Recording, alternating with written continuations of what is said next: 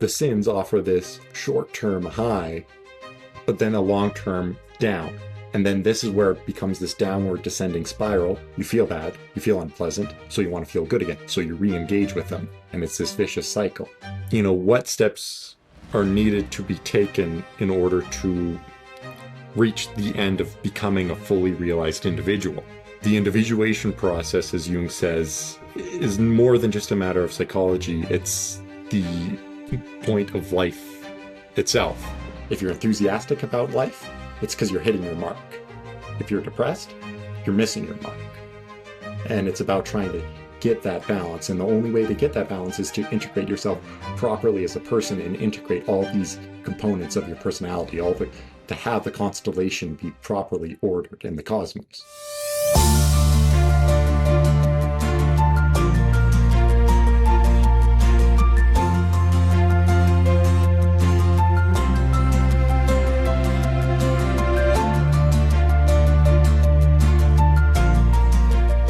Hi everybody, this is my conversation with Wyatt Chabeniuk, his second time on this podcast actually.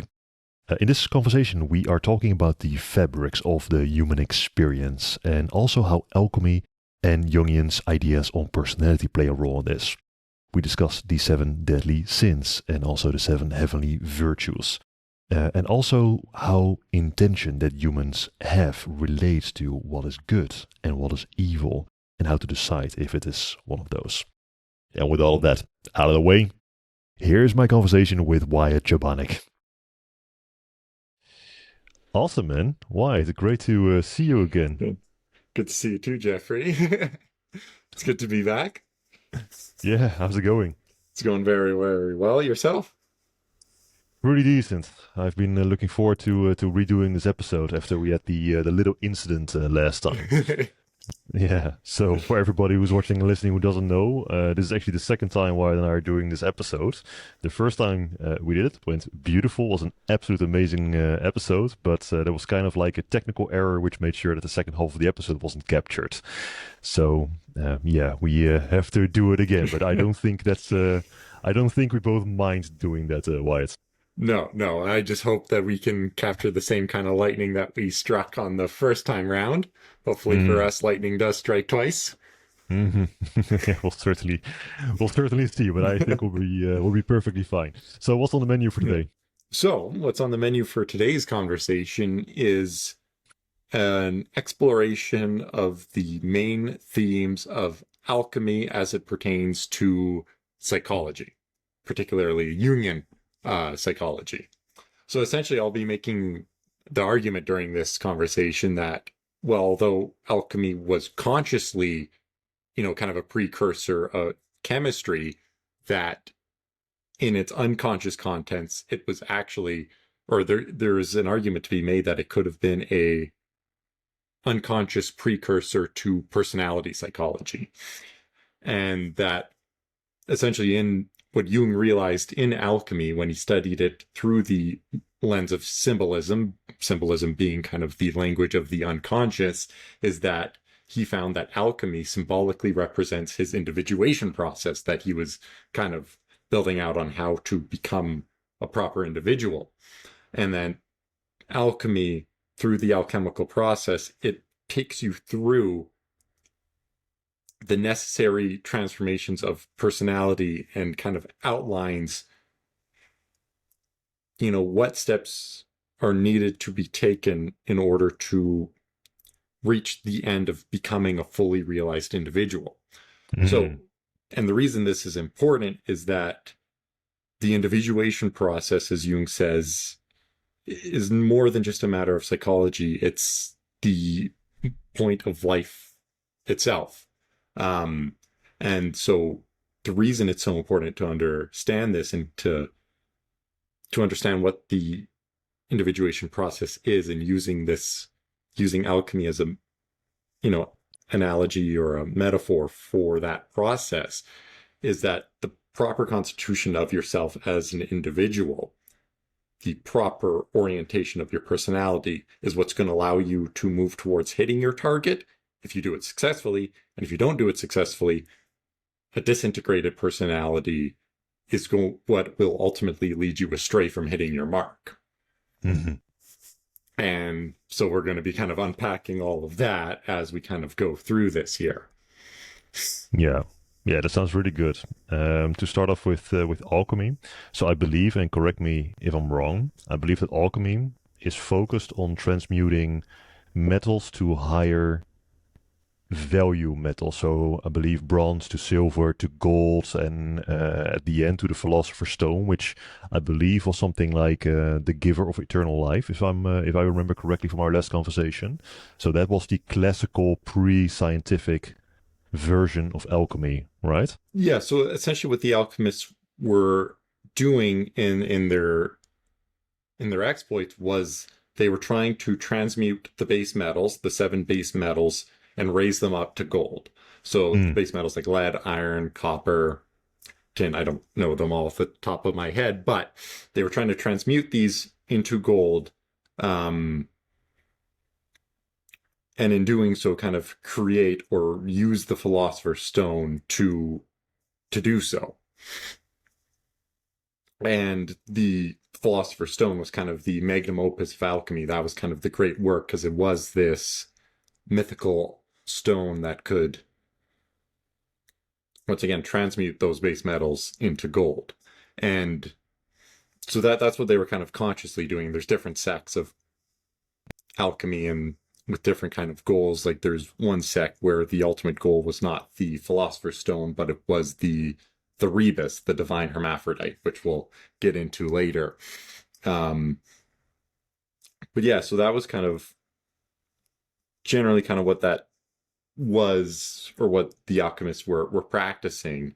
Um, and Jung was deeply fascinated by this because of, again, the like the primacy of the unconscious contents, because Jung's greatest kind of accomplishment was the discovery of the unconscious kind of being that, you know, as we kind of go through life, there's everything that we consciously take in, but we only pay attention to so many things, and that a lot of life happens to us in the shadow, in the unconscious, in, you know, not in our conscious kind of ego awareness.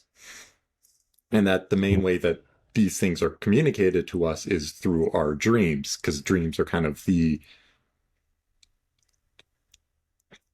language of the unconscious, just as we speak consciously with language in our words to communicate things to one another.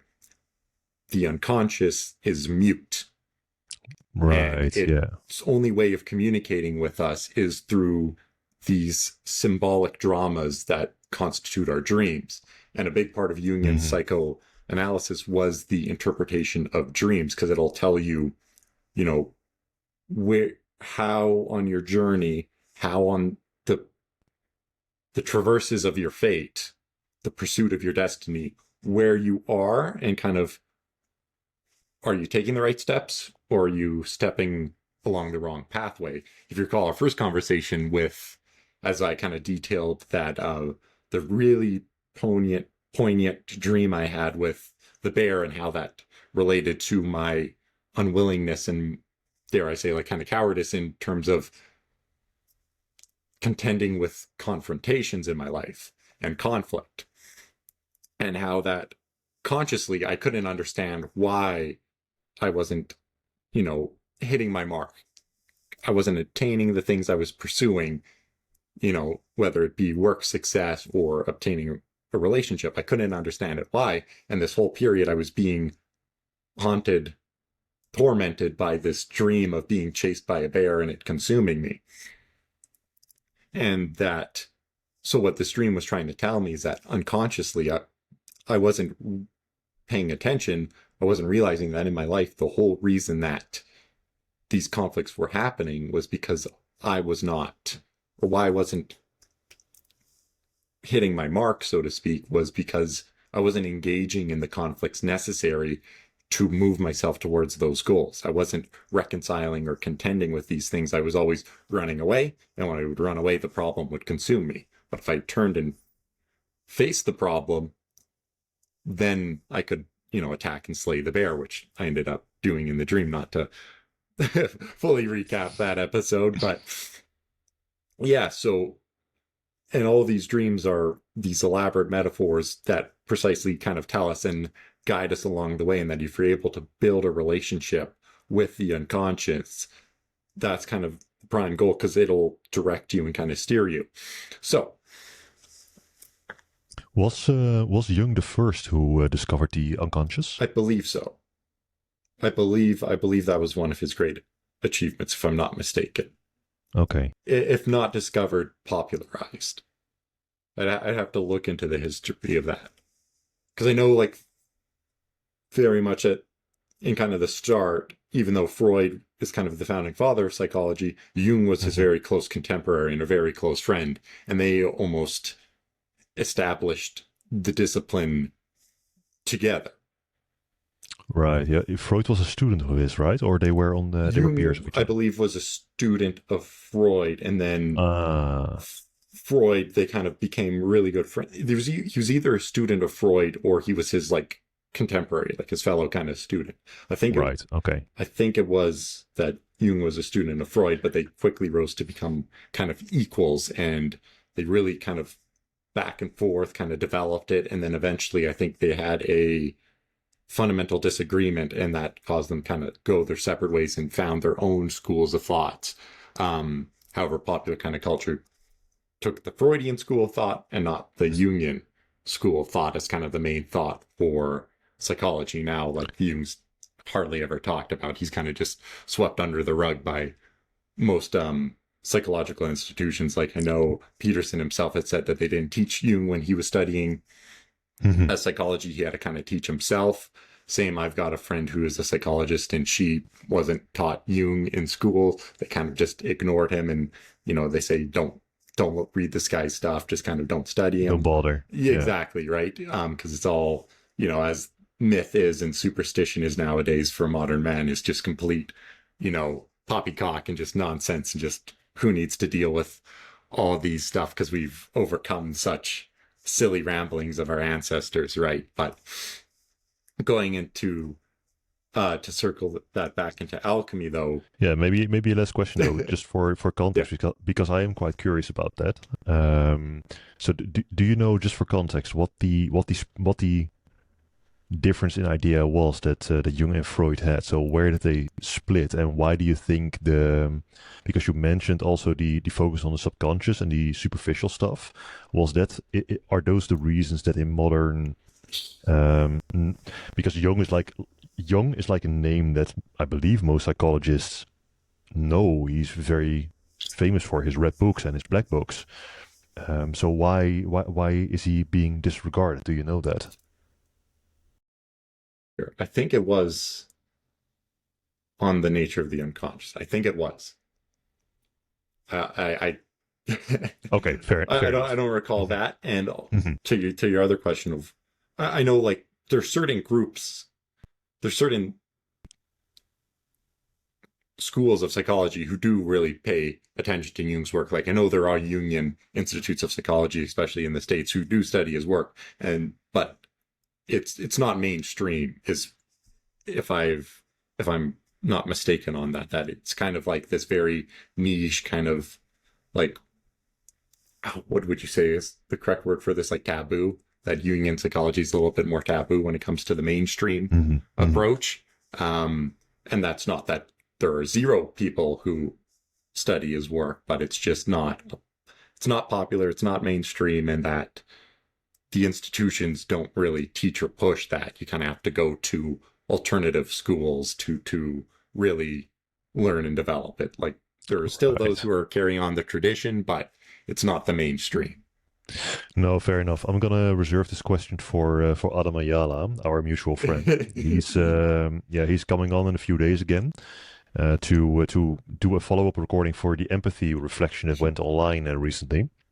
So he wants to discuss that. I'm really curious because we have been talking about empathy for a bit longer already, and this was kind of like the opportunity to delve in it a bit more. But I'll definitely, because I believe, if I'm not mistaken, that he is also primarily schooled in the Freudian school and not in the Jungian school. So I'm definitely going to ask him why that is. That might be just an interesting little side question. But for now, fair enough. Let's double back to your point. Yeah, so to the point was that the importance of the unconscious in the individuation process in psychology of Hmm.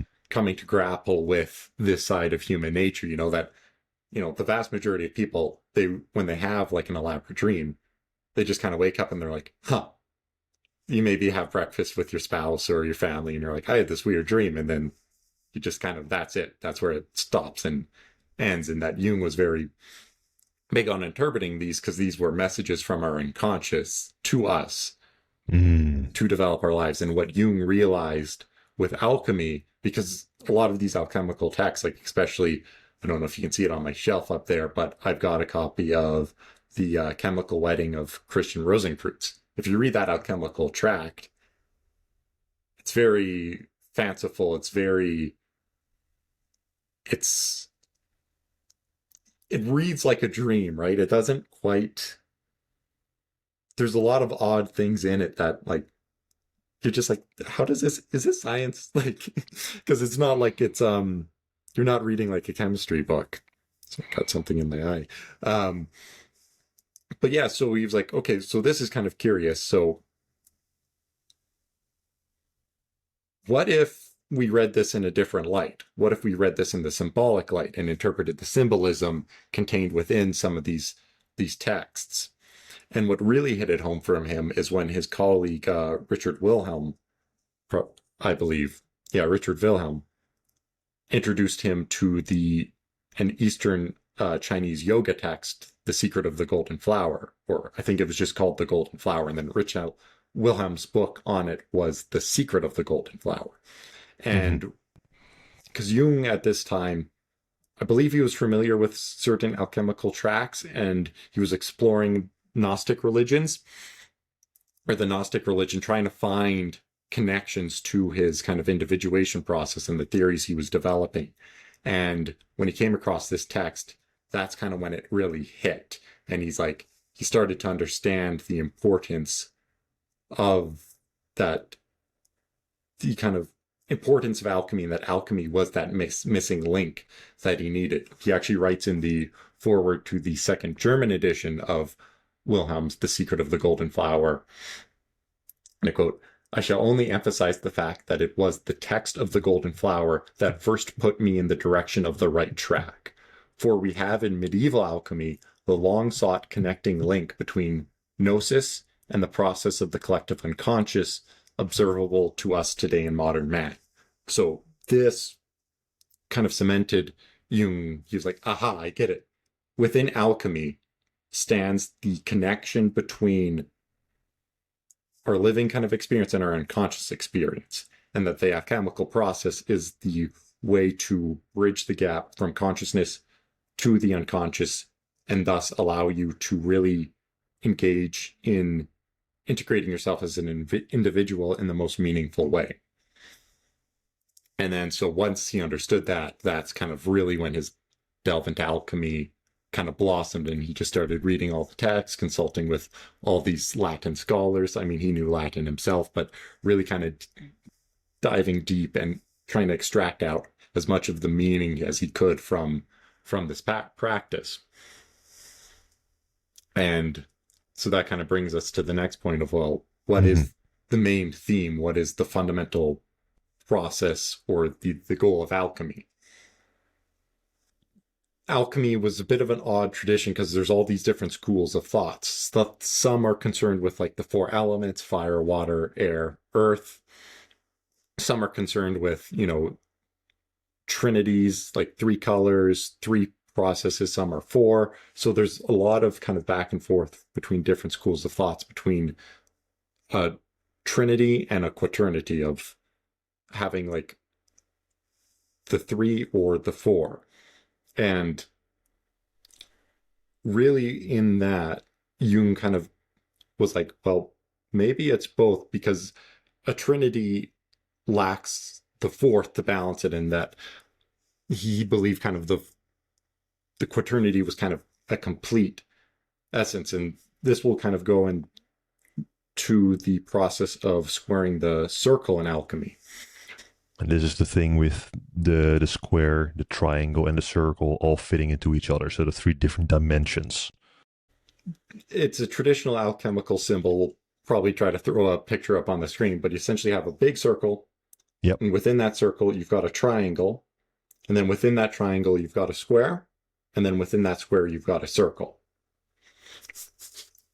And this really was the perfect symbol for what alchemy was, and that this symbol, and we're going to go through and kind of unpack what this means, is very much the, what would be a good way to say it, the constellation of personality. Mm-hmm. And so and this is a quote from Jung's Psychology and Alchemy when he was reading through an alchemical tract called the Rosarium. And he quotes, "The Rosarium says, out of man and woman, make a round circle and extract the quadrangle from this, and make from the quadrangle the triangle, make a round circle, and you'll have the Philosopher's Stone." So this kind of goes back to that the squaring of the circle is how the alchemists, or certain alchemists, believed was the process of creating the Philosopher's Stone. And so the Philosopher's Stone is a key figure, as kind of we were mentioning earlier, of the alchemical process, because what it really is, it's a symbol of the fully realized individual. Because if the alchemical process is a metaphor or an analogy for the individuation process, the end goal would be the fully individuated person, the true individual. And we can kind of see that because if you break down Philosopher's Stone, you've got the two parts, philosopher and stone. So philosophy, thought, stone is kind of form, matter. You can almost even say unconscious and conscious, right? You Two have sides of the same coin. Yeah, you have The yin and the yang. Yeah, you have these two elements, matter and spirit, essentially, like thought and form. Well, if you look at human beings, we commonly nowadays just refer to ourselves as humans, but we're human beings. We're human, form, and beings, thought, like spirit. So Philosopher's Stone is, if you reverse it, is human beings. You've got thought and form. And that it is the unity of these two opposites of the tangible and the untangible, conscious, unconscious, the perceivable and the unperceivable, that create this ultimate mythic object that is able to elevate the base metals to gold. All right, so just to recap, to make sure that I understand you properly, alchemy is creating higher value metals from lower value metals with the goal of creating gold.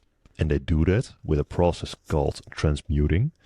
And transmuting is the reforming. Is it reforming the chemical part of the metal in order to change its form to another metal? Is that what transmuting is defined as? In a way, the way I like to think about it is, so you have the base metal. Yeah. Then it is the process of distilling, disintegrating, like dissolving the metal, and then reconstituting it into kind of a higher form. Right. So bring it back to its core components and then rebuilding something else, which is the higher value metal from it. Yeah. So you take the metal, kind of disassemble it, so to speak, break it into its parts, and then reform it into a higher order, or a higher ordered version of that element, of that metal. So in the personality sense, that would mean, because in this case, transmuting refers to reconfiguring a metal to a higher value metal, but in the case of the Jungian personality version of the alchemical process, it would mean doing that exact same thing, but then with your personality. So building it down to its core components and rebuilding it back to something that is of a higher value, with the end goal of creating a personality, or a person rather, that is of the highest possible value, like the ultimate version of the potential that a human can carry. Exactly, yeah. So taking the base individual and reconstituting them into the gold individual, the higher order individual. And you can kind of see this. So it's essentially taking the sinner and transmuting them into the saint. And this is why, you know, that process of taking a base metal and elevating it to gold, you see that gold is commonly a symbol in, you know, religions for enlightenment. In like the Bible, in Christianity, you've got the halo. It's the symbol of the saints who are enlightened. It's this circular ray of gold around your head, showing that you've attained this kind of higher state of being.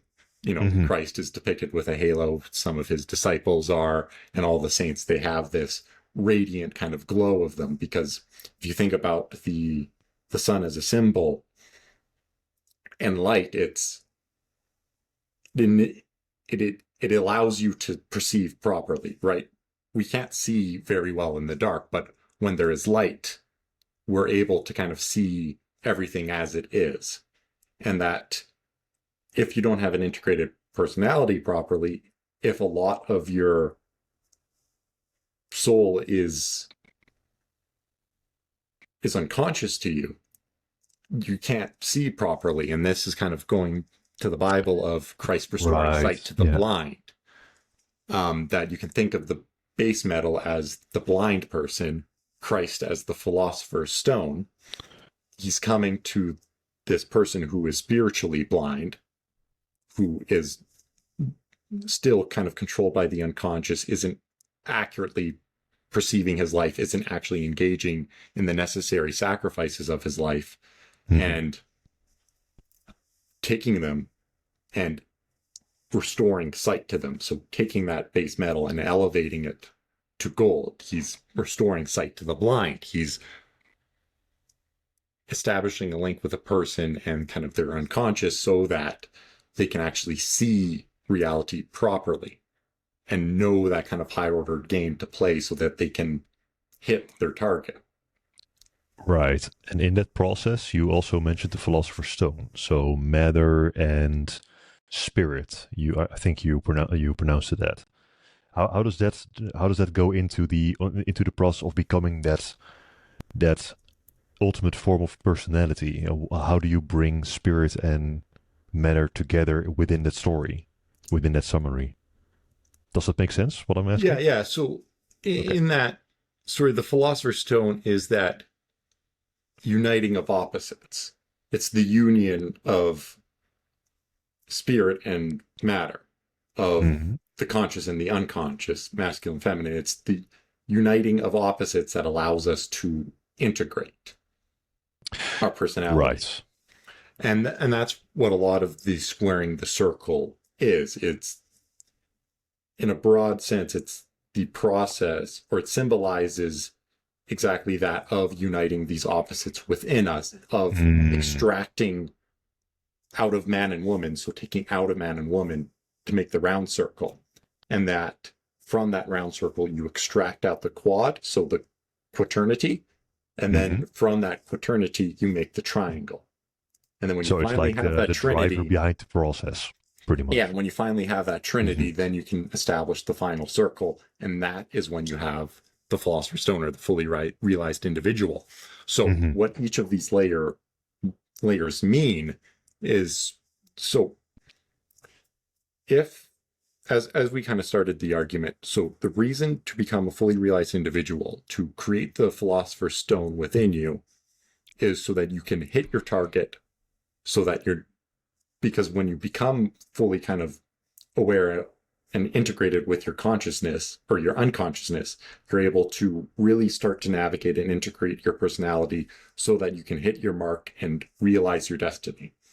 And if you're not doing that, you're going to kind of go off course and miss your mark. So, and this is kind of where it starts getting really interesting, is, do you know what word means to miss your mark? Sin. Sin, yes.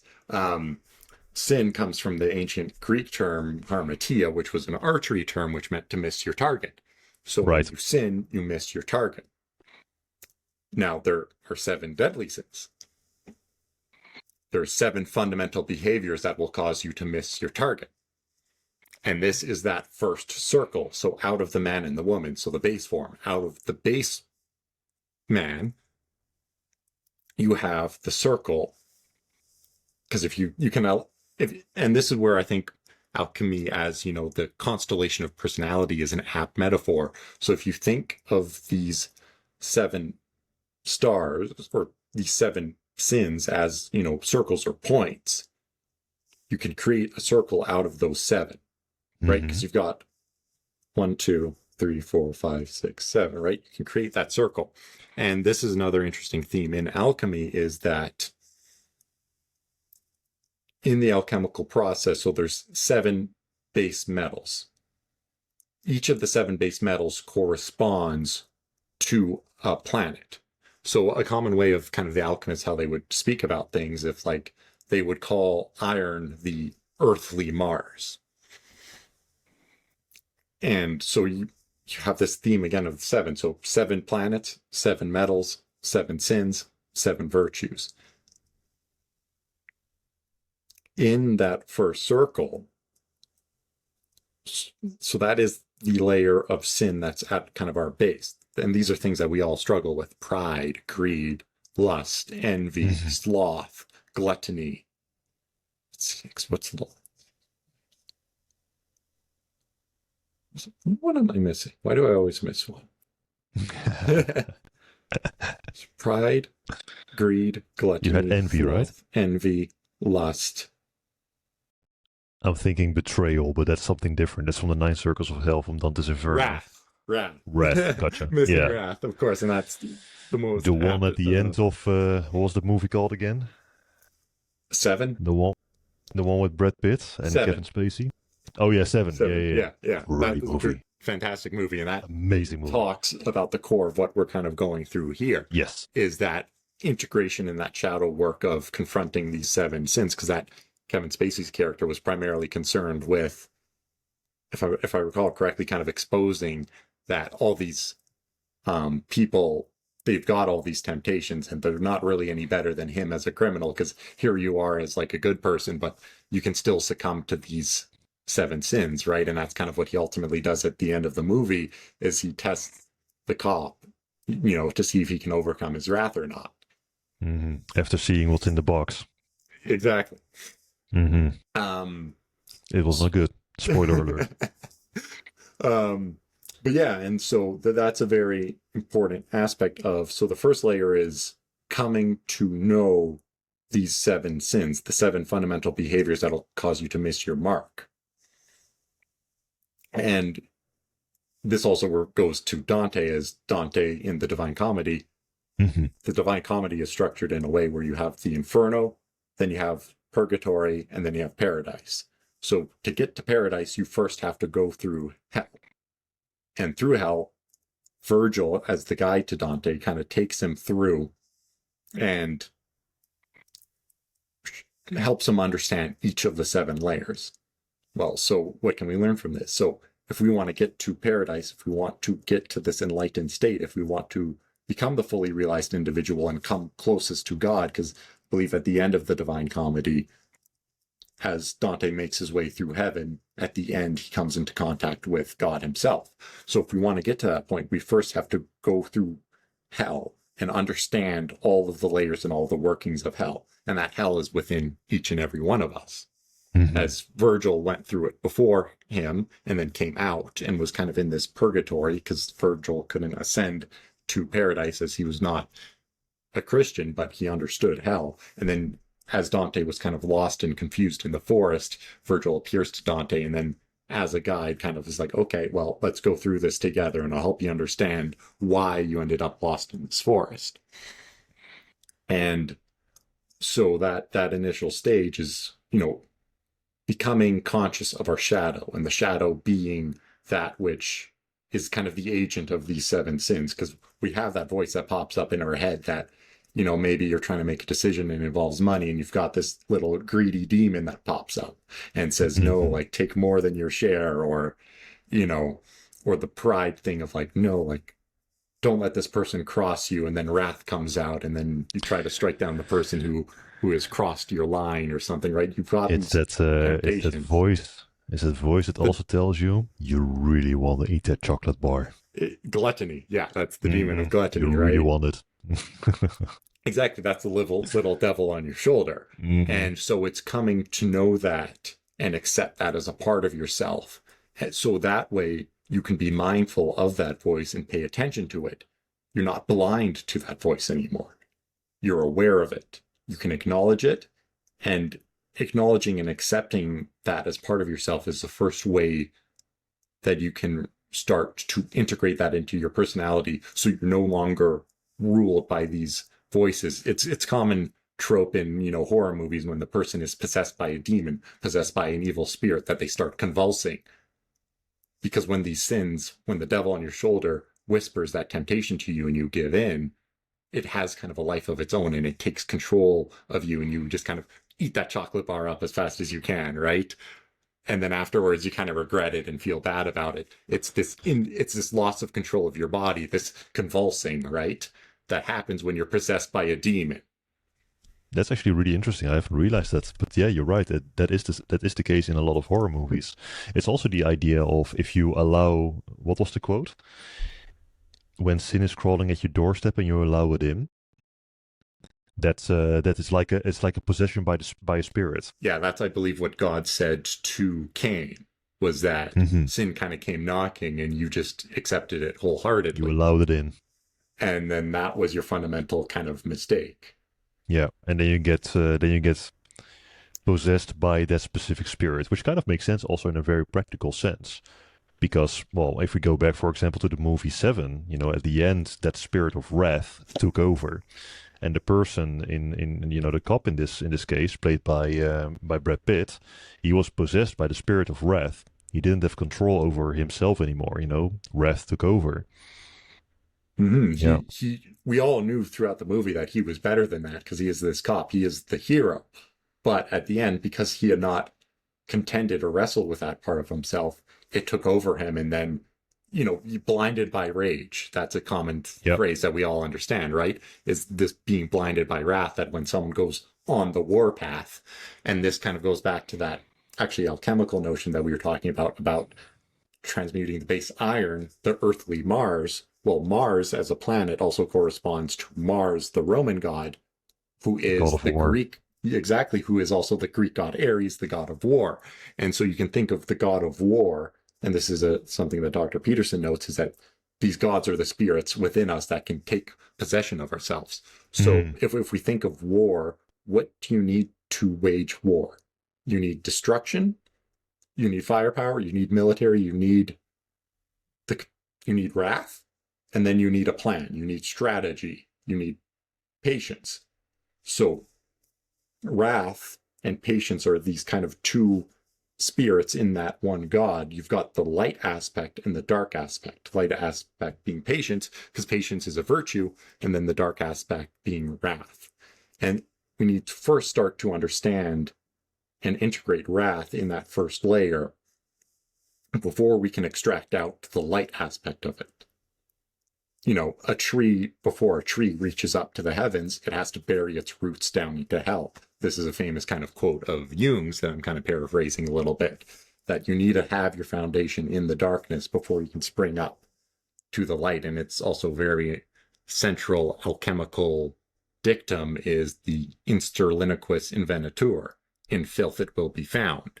That which you most need to see will be found where you least want to look. It'll be in the darkest recesses. It's the dragon in the cave. It's in the darkest recess of the mountains of matter, of your consciousness, that you need to venture to extract out, to find that demon so you can slay it, conquer it, and obtain the treasure. Yeah, and it also ties in a little bit with the idea of the Divine Comedy, where you have to travel through hell in order to get to heaven. Exactly, but so you travel through hell, and then you get to the purgatory state, where you have to kind of wrestle and kind of reconcile with yourself before you go to paradise. So that is where we start at the layer. And now we used wrath as the kind of main analogy here. of, kind of when you get possessed and taken over by wrath, well, the only way you can really combat it is with patience.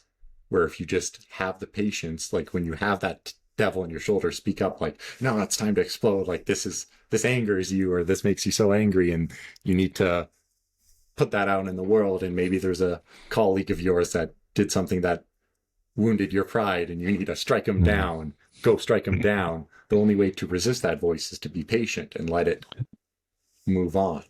And just take a day off, sleep it off. Yeah, just take a step back, right? And then recollect yourself, and then move forward, right? And then so once we kind of start to integrate all those 7, once we start to become aware of, able to perceive, not blind to these 7 behaviors that fundamentally make us miss our mark, then that's where the real kind of work begins, and you can extract out the quadrangle, the quaternity, from that circle. And so if we're in the process of trying to integrate the 7 base metals, the 7 deadly sins, we need to establish the quaternity. And so most people are familiar with the Trinity, which is the triangle. In Christianity, it's in the name of Father, Son, the Holy Spirit.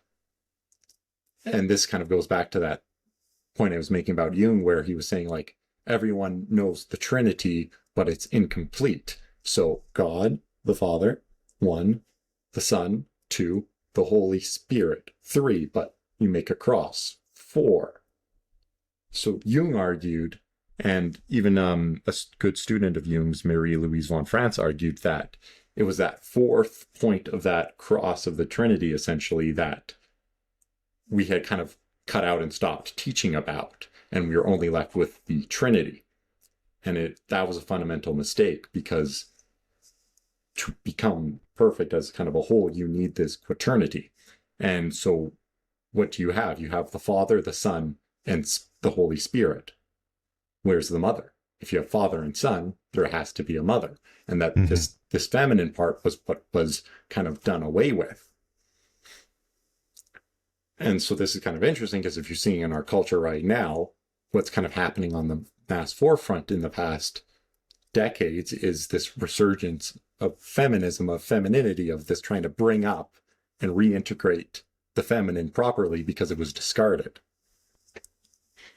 And so you can kind of see how these themes kind of start playing out. But so the quaternity then is God the Father, the masculine. Then you have what should be there is the mother, the feminine. And then you have the Son and the Holy Spirit. And now, so this is kind of where it gets a little bit interesting. And maybe it's where kind of Adam and Eve come into play, and, kind of Cain and Abel. And even in a way where God kind of gave birth to Adam, is that the Son would therefore then be kind of that base metal, the sinner. Even though I know it's in the Trinity, it's meant to refer to Jesus, but in terms of the quaternity, if we're using that as kind of an analogy, is that's kind of, base level, the sinner. And then the Holy Spirit would be the saint, the gold, the high level. It's like the different ends of the same scale. Exactly. So as you have the Father, which mirrors the Mother, you have the Son, which mirrors the Spirit.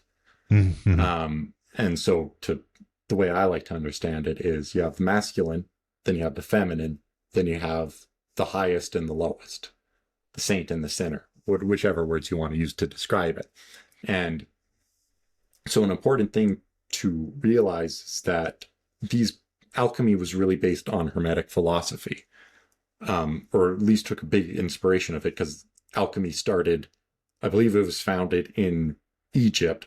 Alchemy actually comes, the original word for alchemy, I think it's like alchemia, means black sand, because where it was founded in Egypt, I believe it was in the Nile. Which it's been a while since I've tried to recall this information, but essentially it was in a part of Egypt where the sand was black, where alchemy was founded. And now that's kind of besides the point here. But So the Hermetic philosophy and how these people of antiquity viewed masculine and feminine, to nowadays we've what's the right word for this? We've conflated masculine and feminine with male and female. That male is masculine and female is feminine, and that's it. But that's not how the ancients, our ancestors, viewed these things. How they thought of masculine and feminine was that everything had a gender. And this is one of the seven fundamental laws of Hermeticism, is that everything has a gender. So everything has a masculine and feminine element. And what they viewed masculine and feminine as was active and passive.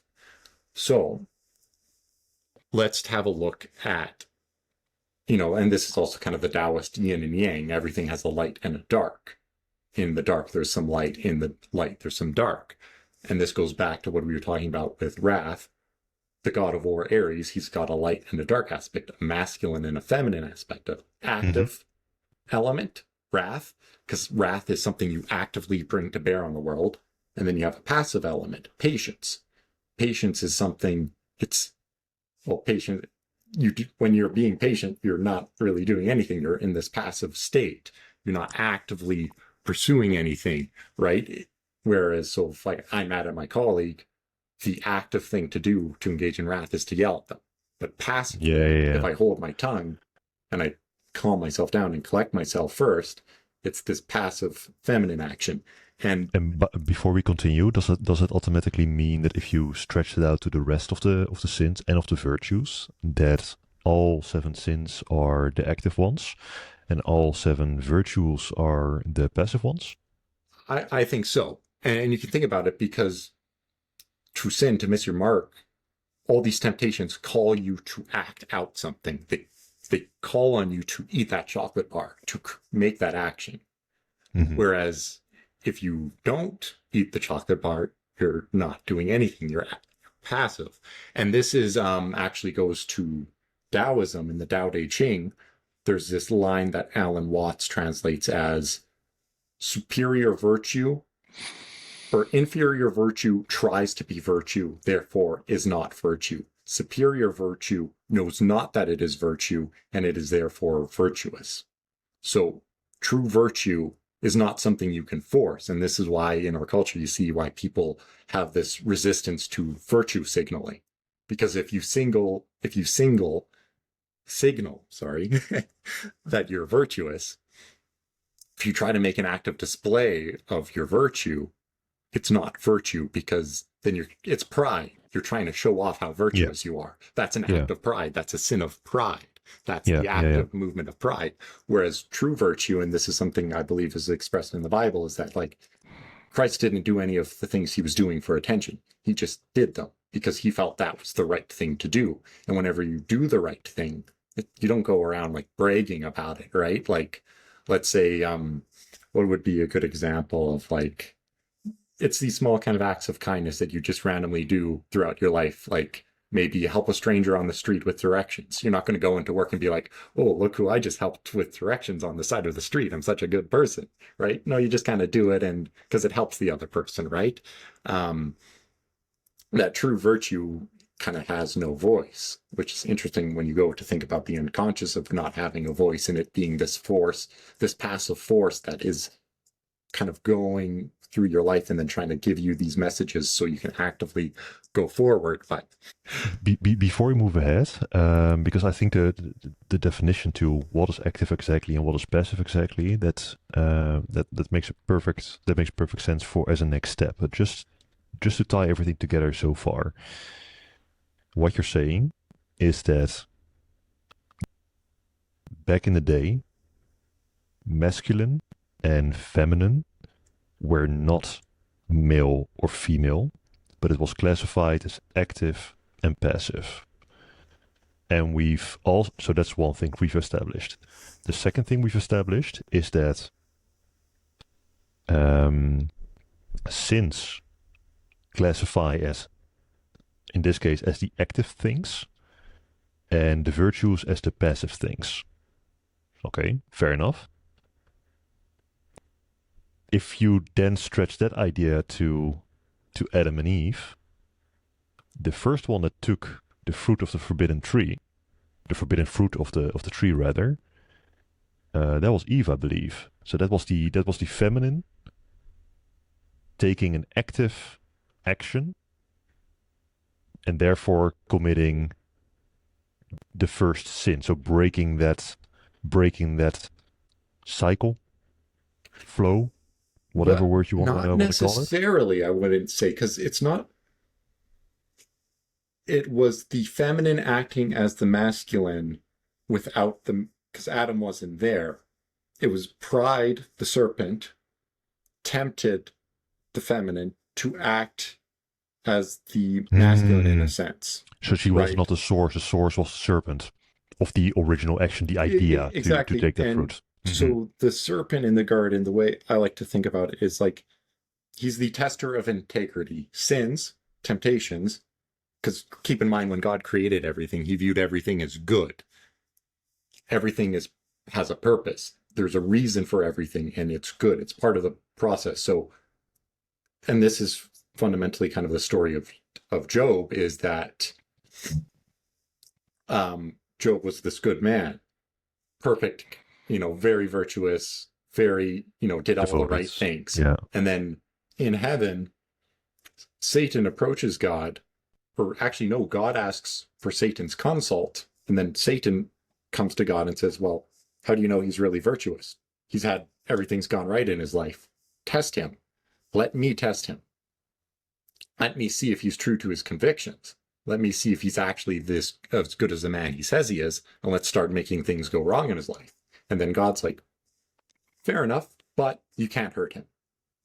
Do whatever you want to him, but you can't physically touch Job. So then Satan, goes forth and kind of ruins his life, takes away all his possessions. The raiders come and they steal all his livestock. His big kind of town hall burns down. His sons and daughters are killed, and he's kind of just left. Job is left with him and his wife.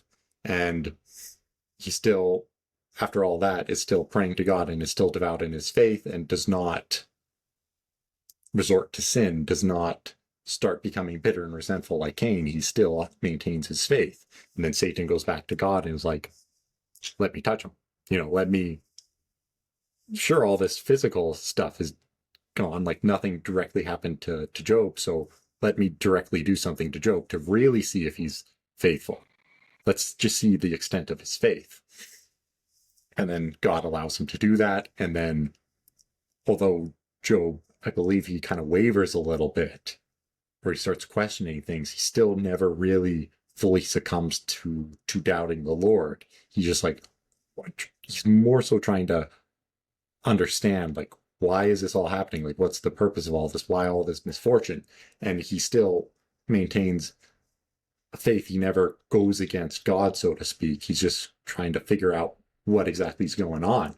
And then God eventually comes to him and kind of explains things. And then after all of that, Job is given more daughters, more sons. He gets more cattle. Everything kind of expands. So going off topic, but to get back to your point is that, or to the main point, is that this kind of, as the Bible's kind of a hyperlinked text, this scene of Job kind of links back to the purpose of the serpent in the garden, is to be that voice to test integrity, because you're not virtuous if you're incapable of evil.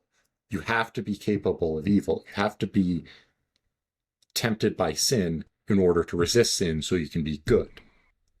Right. And so as she is alone, because keep in mind, when God created man initially, he created Adam, and Adam was one being.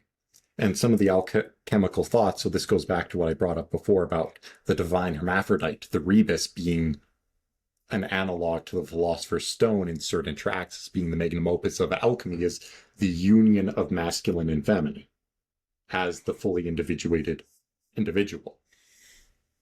The unity of the active and the passive as one, and that in the sex where the rebus was the goal, they would often refer to it as, the reassembling of Adam, or of the anthropos, the original man.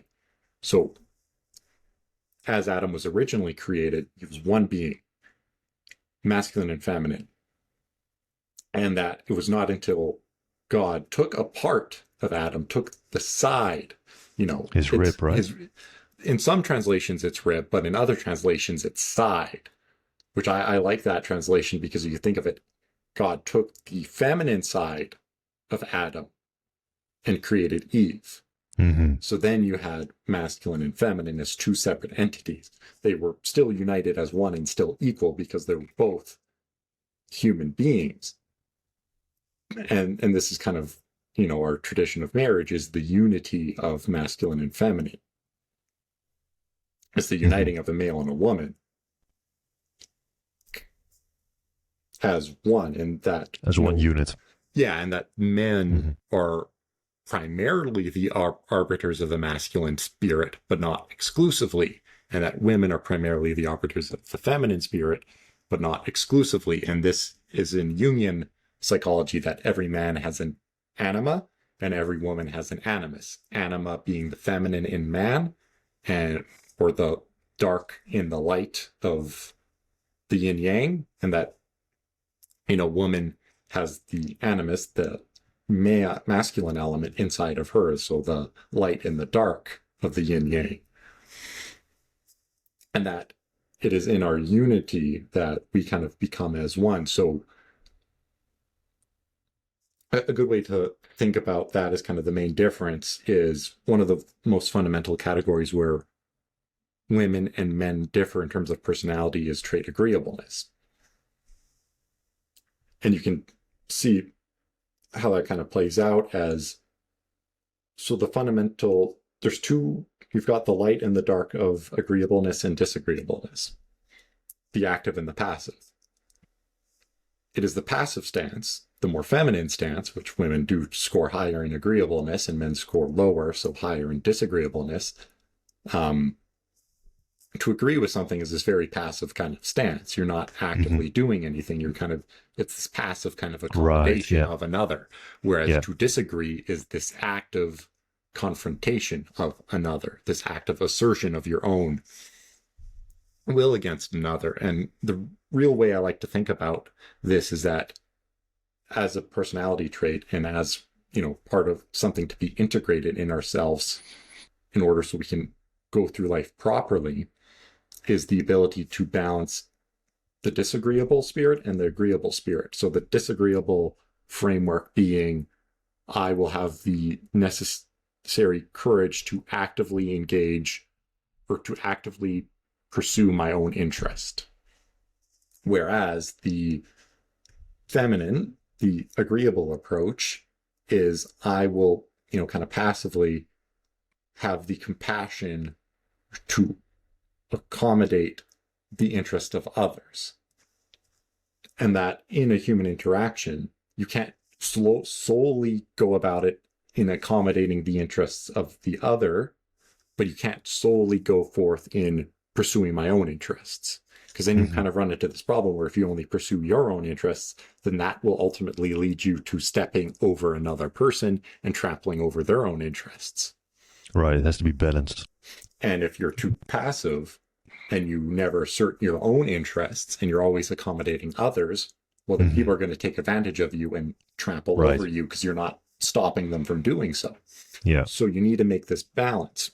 And that in this kind of unity of male and female, properly kind of functioned of Adam and Eve rejoining each other as, the divine hermaphrodite, or as the anthropos, as man originally was intended to be, this union of masculine and feminine that we have in a ritual of marriage, is that in a marriage, traditionally speaking, like you'd have the man and the woman and they converse, and there's no difference between having a conversation and thinking about certain issues. So if the man's going through work or the woman's having problems in her life, they can have this conversation and the man can bring to table like, okay, look, the reason why you're struggling in this situation is you're not standing up for yourself. You're not pursuing your own interest. You're not advocating or asserting yourself for your own interests.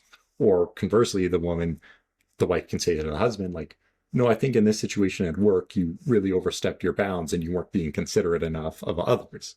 And that you can have that balance. And then the next day at work, the husband can go into work and be like, okay, because of what me and my wife kind of consoled each other with, is that I should try to be a little more accommodating of others and less assertive of myself. It's like it's like a thinking mechanic for that same unit. So if you take the original Adam, which had like the masculine and the feminine parts combined without Eve still existing at that point, it was one unit. So what you're saying is marriage brings that unit once again forward, in this case with two people, but it brings back the same spirit of that combined femininity with the masculinity. And the talking that you just mentioned is like it symbolizes the thinking that one person that is complete can do. It's the thinking process. Exactly. And this goes back to your point of, that original sin. Mm-hmm. Eve, without Adam, so without the masculine act of assertion to advocate for her own interests, she was in a state where if she's pursuing this, if the agreeable state is the, primary feminine state, of accommodating others, the interests of others, she accommodated the interest of the snake, which the interest of the snake was to get her to eat the apple. So she accommodated that. Because she didn't have the balance to be like, no, this is against our interest, because it's in our interest to serve our creator, not to serve ourselves. Right. She didn't have the proper disagreeableness. She didn't have that opponent processing faculty. Yeah, right? yeah. She didn't have that push to guide so she was unmoored. And that, in many ways, the original sin perhaps was the disuniting of the masculine and the feminine, and that it is our goal in life to reunite those. And that's kind of a myth and a story that everyone knows, because in every single movie you ever watch, there's always a love story about the masculine and the feminine reuniting. That is actually very interesting. So pretty much, so let's do a little game with this. Pretty much that would mean that if you look at Adam and Eve, who both symbolize femininity and masculinity, and have their, let's call it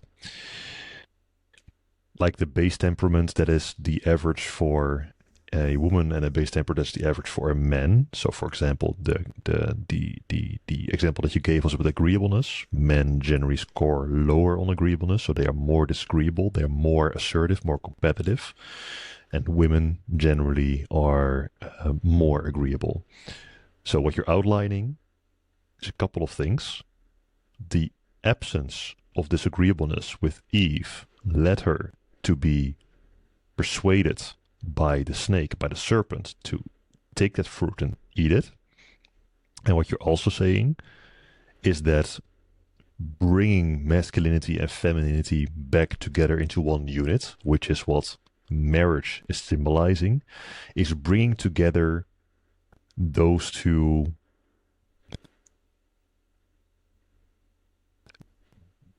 collections of personality traits into a unit that is balanced.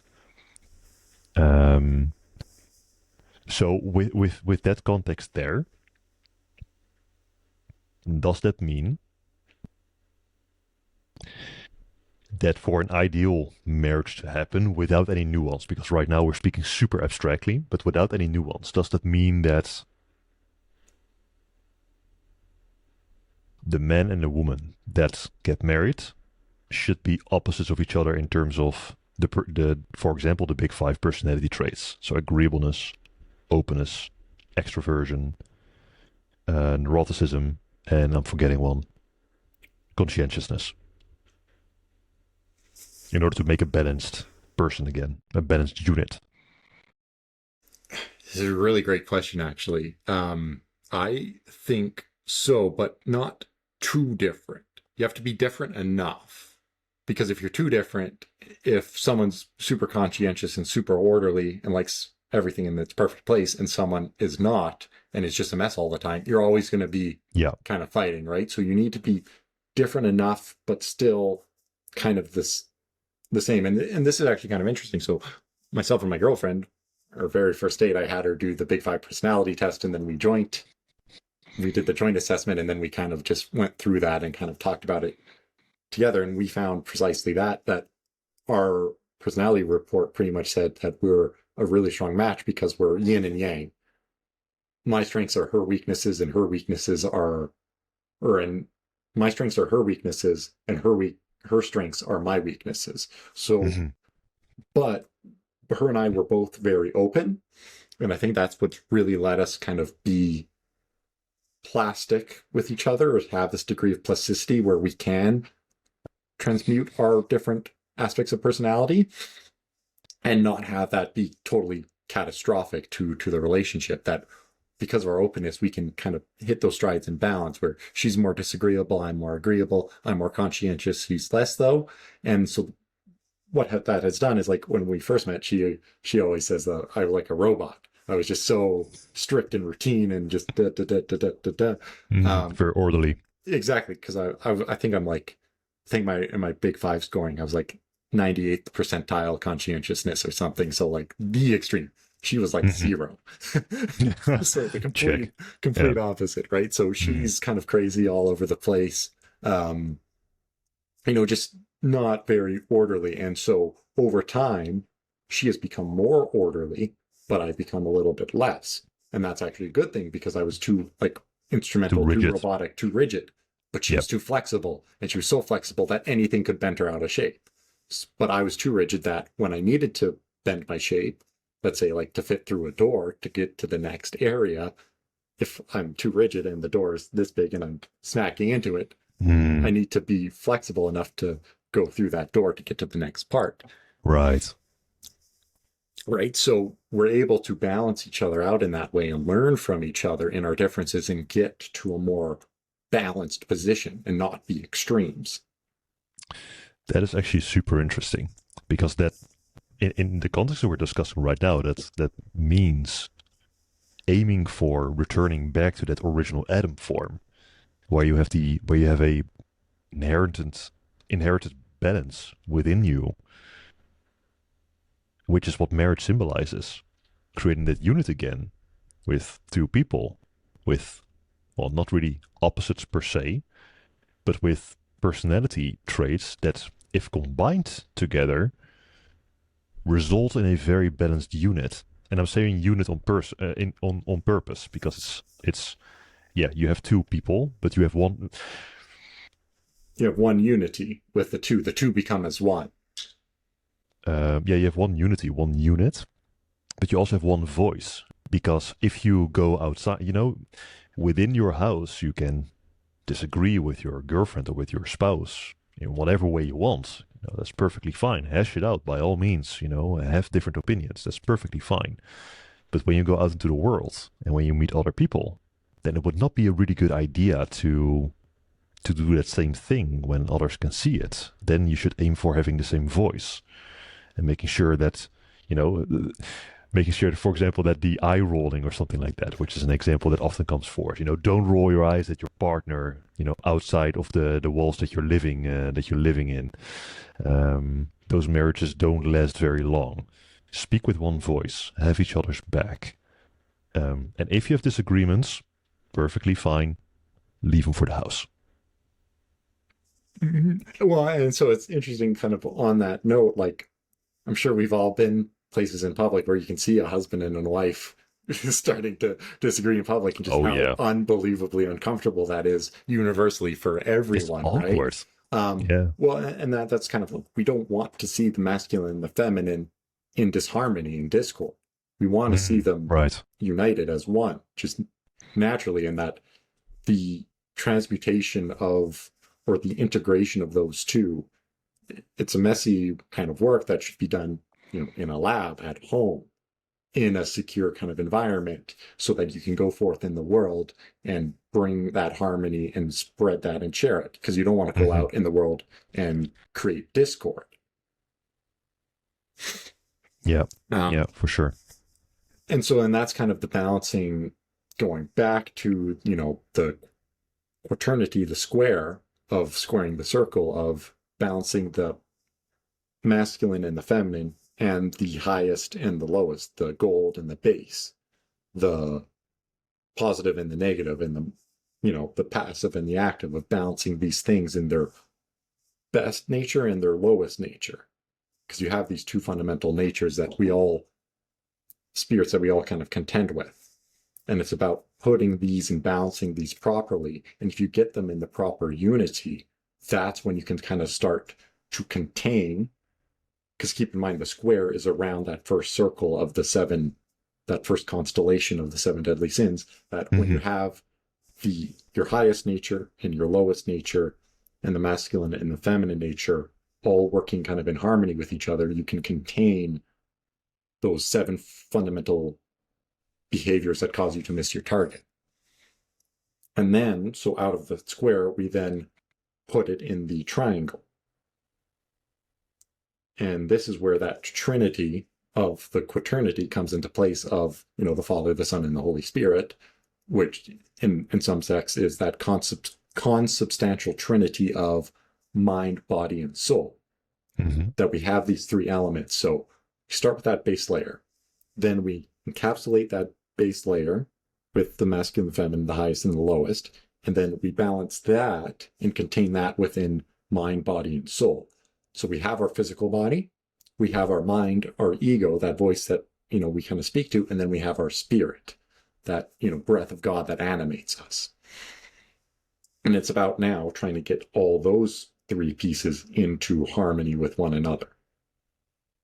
And so the way I've kind of found this is that there's certain things you can do to kind of develop and train your mind and like exercise your mind, like reading, writing, thinking, and kind of going through life. And then, you can train and take care of your body too through, eating the right food, making sure you get your daily exercise.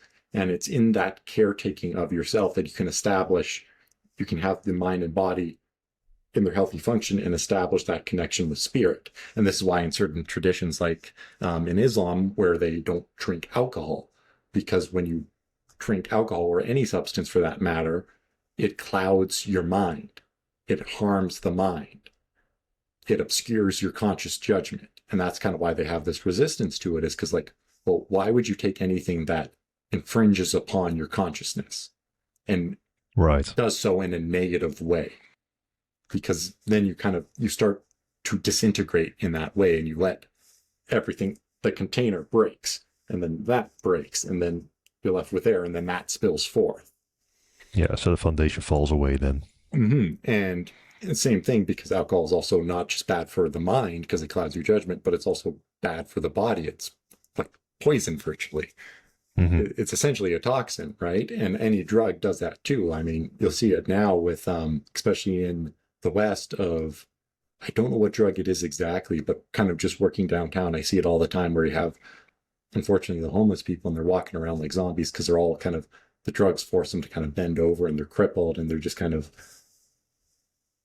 hunching over and going through, because the substance has not only polluted the mind, but it's polluting the body, and that disunites them from spirit.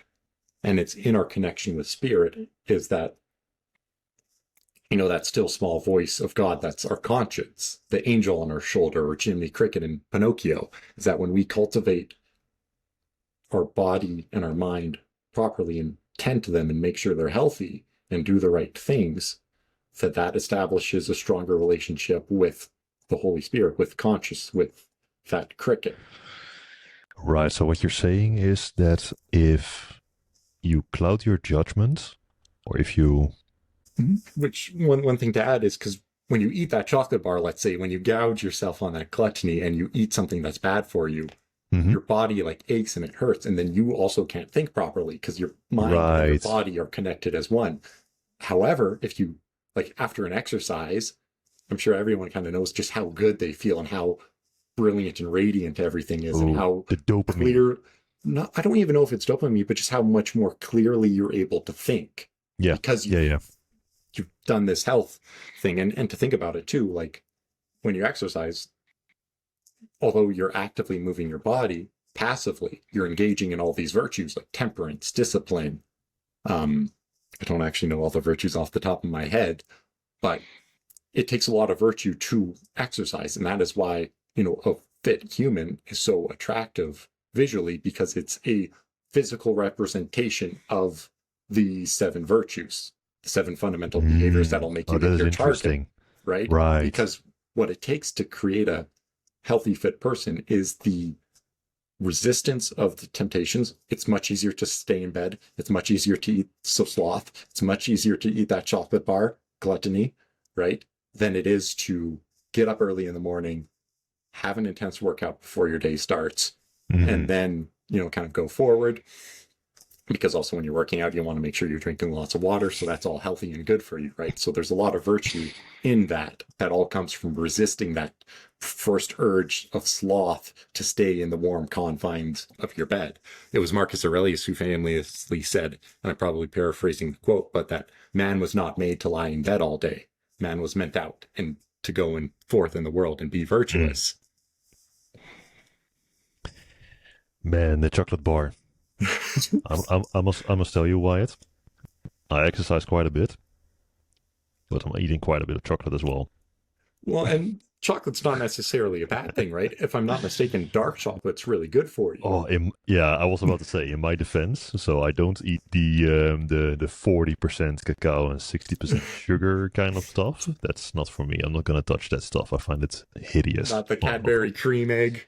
No, extra cherries in it and all those other caramelized things. No. I'm going for the 85%. That's perfectly fine. I've heard actually it also has quite a bit of health benefits. It's kind of a detour from the conversation, but my point is we should change the chocolate example maybe into like French fries with mayonnaise. It's all about balance and moderation, right? It's always giving into that chocolate bar. It's overeating or eating too much because each chocolate bar has a portion size. A serving size. Eat the serving size. Don't eat more than the serving size. Don't gouge and become a glutton and shove chocolate bar after chocolate bar in your face and only eat chocolate bars, right? I'm trying to change the subject here because I'm starting to feel guilty about eating that chocolate. So it's starting to become a mirror, this conversation. But moving on, so that, in terms of the triangle, is that you want to take care of your mind and your body so you can establish a relationship with spirit, because it is your conscious. Ultimately, it's Jiminy Cricket. It's the angel on your shoulder that will, when you're about to do something wrong, it's the still small voice that says, don't eat that chocolate bar. Don't do this. This French fries with mayonnaise. And then the more you engage in sin, the more your mind clouds and the more your vision becomes obscured and you're not able to see what the proper thing to do is, or listen to that voice that says no. Right. I find one thing you said I find highly interesting, and I've thought about that before, that a fit and healthy body is very attractive, obviously for multiple reasons. For health, for strength, it means that a person is able to protect someone, because once again, they're strong. It means all those sorts of things. And they make perfect sense, and I think both you and I have thought about it in that way before. But one thing I haven't thought about it is that it's an abstract representation of virtue. But it does make a whole lot of sense because the opposite of it, exactly like you said it, if gluttony takes over, for example, you're not going to have a really fit body.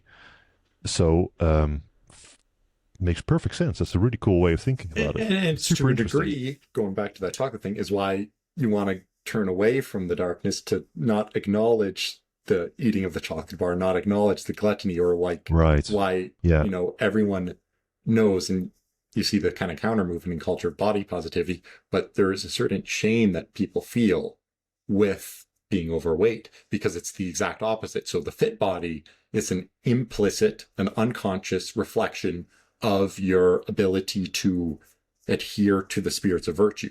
Whereas the unfit body, the unhealthy body, is an implicit and unconscious revelation of your inability to resist the temptations, to resist demons, to resist sin. It is a reflection of how you miss the mark. And people are really ashamed about that because everyone knows that we shouldn't be missing our target. Everyone knows that we have a target to hit and we should be hitting it. And every human has their own, because of the constellations and, how the night sky works. And this is kind of getting into astrology a little bit, but everyone's got a different constellation of their own personality. Everyone's got their own strengths and weaknesses. Everyone has their own sins that they wrestle with and are more sensitive to, right? Some people are more easily taken over by gluttony than they are lust, and vice versa, right? Everyone has their own challenges. Everyone has their own demons that they're fighting. And certain people, like I said, in the example of gluttony, that shows their inability to conquer that demon. And there's a deep kind of shame in it. That's why Adam and Eve, after they sin, they cover themselves. They try to hide themselves. They try to obscure their forms because they have missed the mark. And they know it. Right. The whole overweight or not fit body example, that practically speaking can give a signal of a lack of discipline, or a lack of ability to control yourself when it comes to food, or discipline in the case of exercise. A lack of virtue. I haven't thought it in that way before, but that makes perfect sense. The lack of virtue, indeed, and the inability to resist in this case, sin. The sin of gluttony, the demon of gluttony. Well, and it's kind of twofold because it's gluttony and sloth. Mm-hmm. Right? It's kind of those two forces working in tandem, which are ultimately stemmed by pride, because pride it's commonly held in kind of circles that, pride is the father of all the rest of the sins, that all the other sins stem from pride. Because if you think about it, it's what I want, what my ego wants, this dark temptation of I want more, I want to stay in bed, I want that food. It's all about me, it's self-serving, right? And right, that controls like narcissism also, I believe. Exactly. Well, you can just argue that narcissism is the fancy term now for someone possessed by the spirit of pride. Right, yeah. Yeah, fair enough. But so it's in that, and keep in mind, like, and there's a good reason for it, and it's nothing to be ashamed of, because as people are suffering and struggling, the reason why sin is so tempting is because short term it's pleasurable. And we have also in our culture kind of conflated that which is pleasurable is good, that which is unpleasant is bad. So and this is that kind of balancing of opposites, and every day is opposite day, and this kind of conjunction of the opposites is that the good stuff feels bad, the bad stuff feels good short term. However, long term, the bad stuff that feels good ends up feeling bad after you've eaten that chocolate bar and you're reveling in the taste of it. And this isn't harping on you, by the way. It's just the example. I'm still trying to change to French fries and mayonnaise, but you're not catching on that. So let's just go with the chocolate. Fry and mayonnaise. But when you engage in gluttony, it feels good because you're all the sweets and the tastiness and all that you revel in, and it feels great. And then afterwards, it hits you and you feel like garbage. Like if you eat a whole bunch of McDonald's, it tastes really good, but you're going to be in the bathroom for a long time afterwards, right? Because you're just going to feel a wreck. Oh man, it has been quite a while since I went to McDonald's. That has been a long time. Awful, but tastes really good though. Short term, but long term, it's so bad for you. I highly disagree on that, but everybody their thing, I suppose. Which is good for you. But it just tastes chemical to me. Like if I even smell it already, there's like this typical McDonald's smell. I don't know. But you understand the point that's being made, right? Is that the sins offer this short-term high, but then a long-term down. And then this is where it becomes this downward descending spiral. The layers of hell, by the way, in Dante's Inferno are downward descending. It goes down, down, down to the deepest point, is that you feel bad, you feel unpleasant, so you want to feel good again. So you re-engage with them, and it's this vicious cycle. Whereas, as we were kind of talking earlier with virtue, short term, it doesn't feel so good. It's not the most pleasant experience to do a heavy workout, a hard, intensive workout. It's hard, it's laborious. But afterwards, for the rest of your day, if you do it in the morning, for the rest of your day, you're going to feel great. And you're going to think more clearly, right? So it's about, and this is also kind of in Dr. Peterson's teaching about delaying gratification, is in a way of subduing those short-term pleasures so you can achieve the long-term satisfaction. It's that resisting of the sin to attain virtue in a very real way.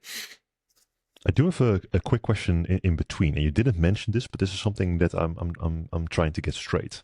So we discussed a little bit outside of this podcast about the Divine Comedy, I haven't read it yet, so I know roughly what it is about, just like pretty much I think any human on the planet that heard about the Divine Comedy. But I do know that Dante moves through different layers of hell before he goes to purgatory and eventually before he goes to Paradiso, the paradise. The deepest layer of hell was not pride. The deepest layer of hell was betrayal. But you're saying now that the highest. Okay, so the question is, and I think you know where I'm going at. The question is, I think what you said is pride is where all the other sins come from. So it's like the base sin. It's like the base sin, let's say.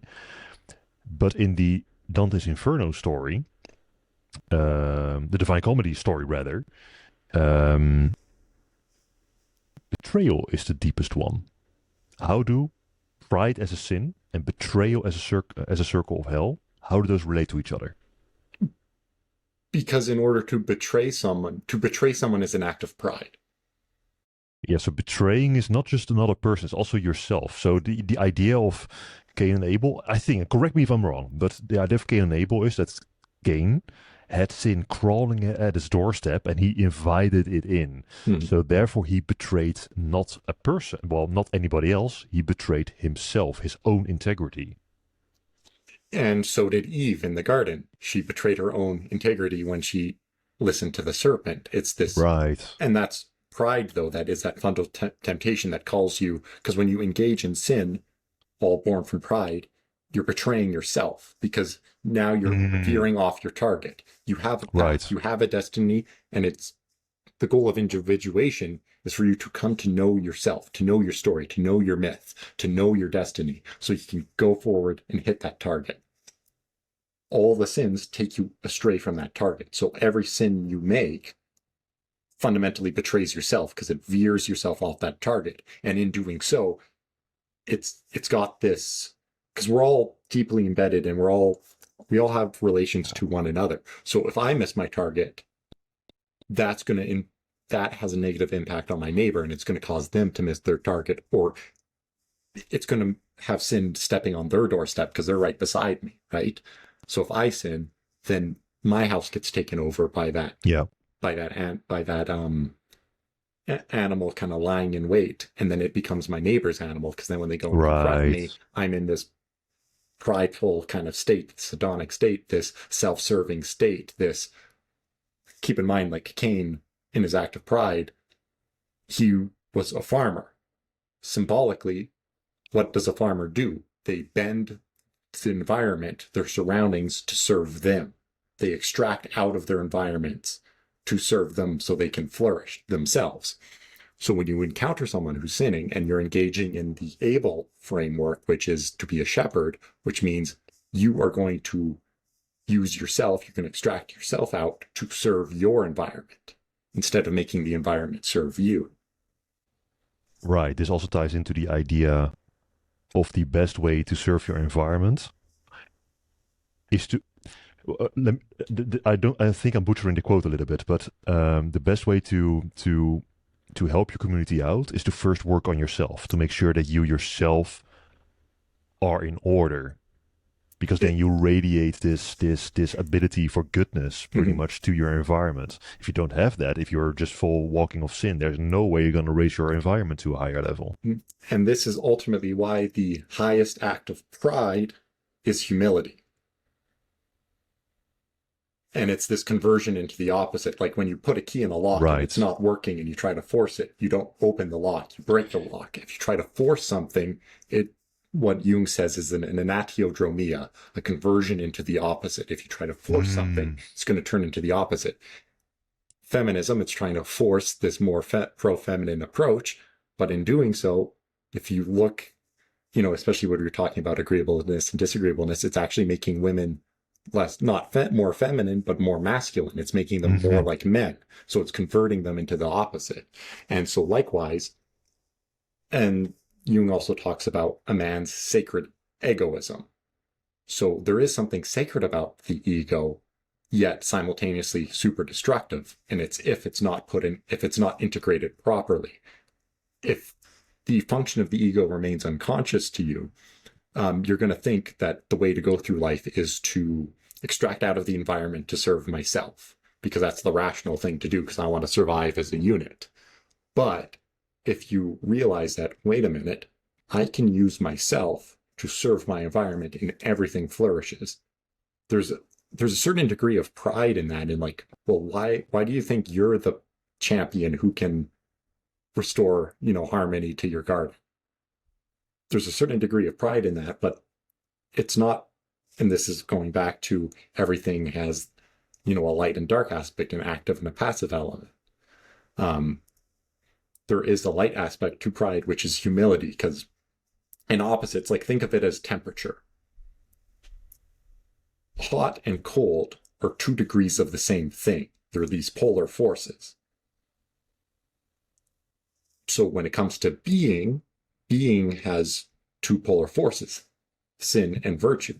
Sin at the lower, virtue at the higher. And so they're both 2 degrees of being, right? And it's not one or the other. It's about balancing both and integrating them both. And so when you integrate pride properly, it transforms into humility, because then the ultimate endeavor becomes you serving your environment, you being the shepherd. Obviously, there's a degree of pride in like, well, why does Abel think he is responsible enough to tend to the sheep? Like, what does he know about sheep, right? But he still embarks on that journey. I don't know if I'm articulating properly, but I think you can see what I'm trying to I think you're right? articulating it fine. He's struggling forward in a proper way. It doesn't mean he's doing it perfect, but he's the highest. So, okay, let me just recap this. The opposite of pride is humility. So they're the same thing, but the different side of the coin, pretty much. So the ability to counter pride is with humility, not thinking that you know everything, not putting yourself forward above everybody else, but being humble, serving your community, asking questions. That's a good way to balance it out. And I'll add on that is that you can think of pride being the paradigm of I will use other to serve self, and humility being the paradigm I will use self to serve other. Right. Yeah. Right. So it's not like when people think humility, it's like downplaying yourself, right? Like, oh, no, I'm not all this. That's not really what humility is. It's a flipped focus. It's, are you a shepherd or are you a farmer? That's the difference fundamentally between pride and humility. And what the story of Cain and Abel, I think, is trying to communicate is, what does the prideful paradigm get you in life? And what does the humility or the humble paradigm get you in life? What does it, the proper humble approach to life is to be a shepherd of the garden, not to be a farmer of the garden. And you can think the fundamental original sin is, what did Eve do? She extracted out of the garden a fruit to serve herself. Now, God told them they could eat of any of the fruits, but that kind of comes in the thing of moderation, well, with the exception of the fruit of the knowledge of good and evil. And that you can engage in the garden so long as you're serving it. You're not meant to make the garden serve you. And when you take that fruit to eat it, you're fundamentally serving you. Because obviously with trees, like, they need to lose their fruits. You need to eat of their fruits because they'll end up falling off. So there's a necessity to that. But it's all about your intent. Whether or not, like, what you do doesn't really matter. It's how you do what you do that matters. It's not about winning or losing the game. It's about how you play the game that matters most. And that's kind of echoed in Harry Potter and Quidditch, is that you've got the base metals, the base people who are playing this base game of trying to score points against each other, of trying to win over each other. But then the higher order game is the pursuit of the gold, of the winged Mercurius, the golden snitch. And if you catch that, you win the entire game for everyone. And it's in this individual pursuit of trying to obtain that highest and not trying to score points against one another. Okay. Whereas if you're in that prideful approach, you're kind of trying to score points. You're like, I'm trying to win. Right. Yeah. Cain was like, I want to win. I want to win God's favor. So I'm going to create this, farm and really, push myself out there. But where and Abel was not trying to win for himself and show off to God, but is like, no, I'm just going to tend my sheep and try to play the game properly. I'm just going to try to go about the proper approach. I'm not concerned about winning or losing for myself. I just want everything around me to flourish. Tend to the garden, which is what Abel was doing, is then, in this case, the virtuous thing to do, because you are using yourself to serve others. And farming, in this specific context, was using the garden to serve yourself. Okay, fair enough. If we now take a little bit of a jump to modern age, right? And the reason why I'm bringing it up is because Netherlands, where I'm from, is a very big farming country. So I need to protect I need to defend the farmers here a little bit. In this sense, I will say, yes, you are using the garden to kind of serve yourself because it's your business, and you're using that fruit and that vegetables and the crop that you're growing to sell it, but you're doing it to feed people, to feed your community.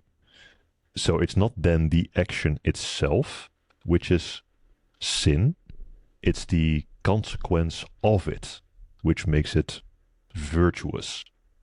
Would that be so? I'm skipping a couple of steps here, probably, but how would you look at just regular everyday farming in the modern sense right now within the context of the story that we just discussed? Well, so there's two things. One is it's back to that intent. Cain was doing that purposely to make himself look good for God. He was not farming to serve the environment. So there's that degree of it. Because obviously, like, farming is a very good thing now, but our society, how it's structured now, and at the time of how when people were writing the Bible, is different. And this is also where it's going to get a little more complicated. And it's why I think Nietzsche's most popular book is Beyond Good and Evil. And the secret to that book, I haven't read it all, but lies in the title, Beyond Good and Evil. In order to truly think and to individuate and to become an individual, you need to go beyond the knowledge, or go beyond thinking in terms of good and evil, of right or wrong. Well, think the fundamental original sin was that we ate of the fruit of the tree of knowledge of good and evil. We became aware of good and evil. And that was our first fundamental mistake. And that's what made us cast out of the garden. And in order to return to the garden, a big degree on that is to stop thinking in these terms, because in order for us to see what is good or what is evil, fundamentally, we need to know everything. We need to be omnipotent, because you need to know what happened before, what happened now, and what is going to happen afterwards as a result, which only a being like God can see. And this is kind of reflected in our legal systems, is that in the court, the judge only makes a verdict once everything has been brought to the table. Once as much information as possible is brought to bear, then he makes a decision. If we go, in our life, how can we say what our neighbor does is evil? We don't know the story. We don't know their myth. We don't know everything that has gone about. We only know what we see. We don't know how it ripples out through the tapestry. We only see this one glimpse. And there is an argument to be made, that it is potentially the agricultural revolution that disconnected us fundamentally from nature and divorced us from the cosmos. Cosmos comes from an ancient Greek word, which means the perfect order of the world. So when I say cosmos, I kind of mean wilderness. I mean the environment. It's nature has a perfect ebb and flow to it. Everything, like animals, they don't need farms. They don't need all this stuff. They just exist. They get their fill of food, whether you're prey or predator. Everything is given to you. Everything is provided. Everything has its natural flow. And when we used to be a part of that, if we were like nomadic shepherds or nomadic tribes, we would, like the Indians, they would follow the buffalo, and not only would they hunt them, they wouldn't overhunt them. They would just hunt them to get their share, and they were kind of part of it, and they'd kind of follow and go through. And that potentially a lot of what we're seeing in this, the modern kind of meaning crisis is a result of this fracture from nature. And so although on the one hand, seemingly farming is a good thing because it's how we all get our food and it's necessary for modern civilization, is modern civilization in itself healthy for the spirit of man?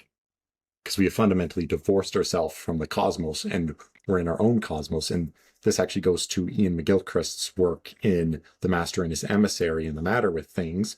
I haven't read them in full yet, but I've listened to a lot of Ian McGilchrist. And essentially what he posits is that there's two paradigms, the right hemisphere and the left hemisphere.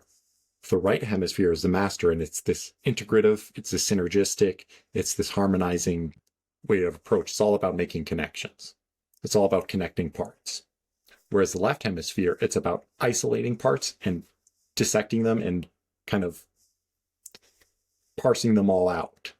And that the left hemisphere is the emissary. It works on behalf of the master, which is the right hemisphere. So the right hemisphere knows that it's not good at certain tasks. It's not good at, taking things apart. It's good at connecting things.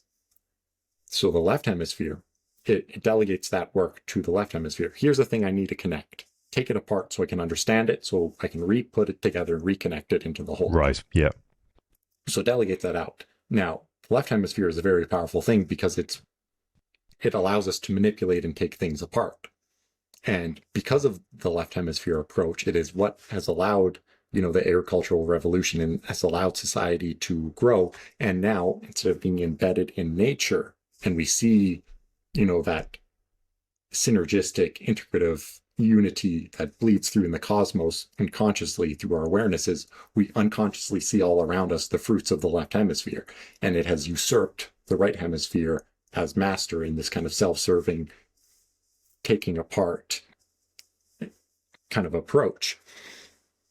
And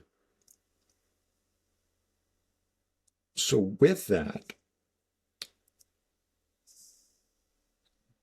we no longer see this kind of proper kind of unity. We all see this kind of these fragmented parts, only half of the pieces, but we make those half pieces the totality. And that's kind of the fundamental flaws when you make the part whole. It's like, for example, in terms of like a car, let's say the right hemisphere wants to understand the car and how it works. So it needs the left hemisphere to take it apart so it can understand what each piece functions. And then the left hemisphere will say, okay, so the engine does this, the windshields do this, the windshield wipers do this, the steering wheel does this, and it brings that information back to the master. And then the master can reconstitute it as a more thoroughly understood whole, because now it knows how everything works. Now, if let's say the left hemisphere stops at the engine and it's like, well, now we have the engine, and this is the totality of the car, because it's the most important part. Well, if you just have an engine, you're not going to be able to drive anywhere.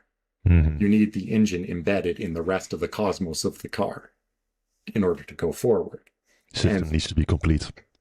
Exactly. And we have, in effect, made ourselves just a solitary engine. We have extracted out our part from nature and have just focused on it as being the totality of reality, right? That we need to be in these big cities, the wilderness or the danger. Like, we can just keep clearing it and using it to our own means, because we're the only life form because of our consciousness that is worthwhile, right? Or something to that effect. And that, nature is kind of more primitive and it should be preserved to a degree, but also it's more important that we advance ourselves. And so I don't know if that even answers your question about agriculture, but it paints the picture I'm trying to paint is that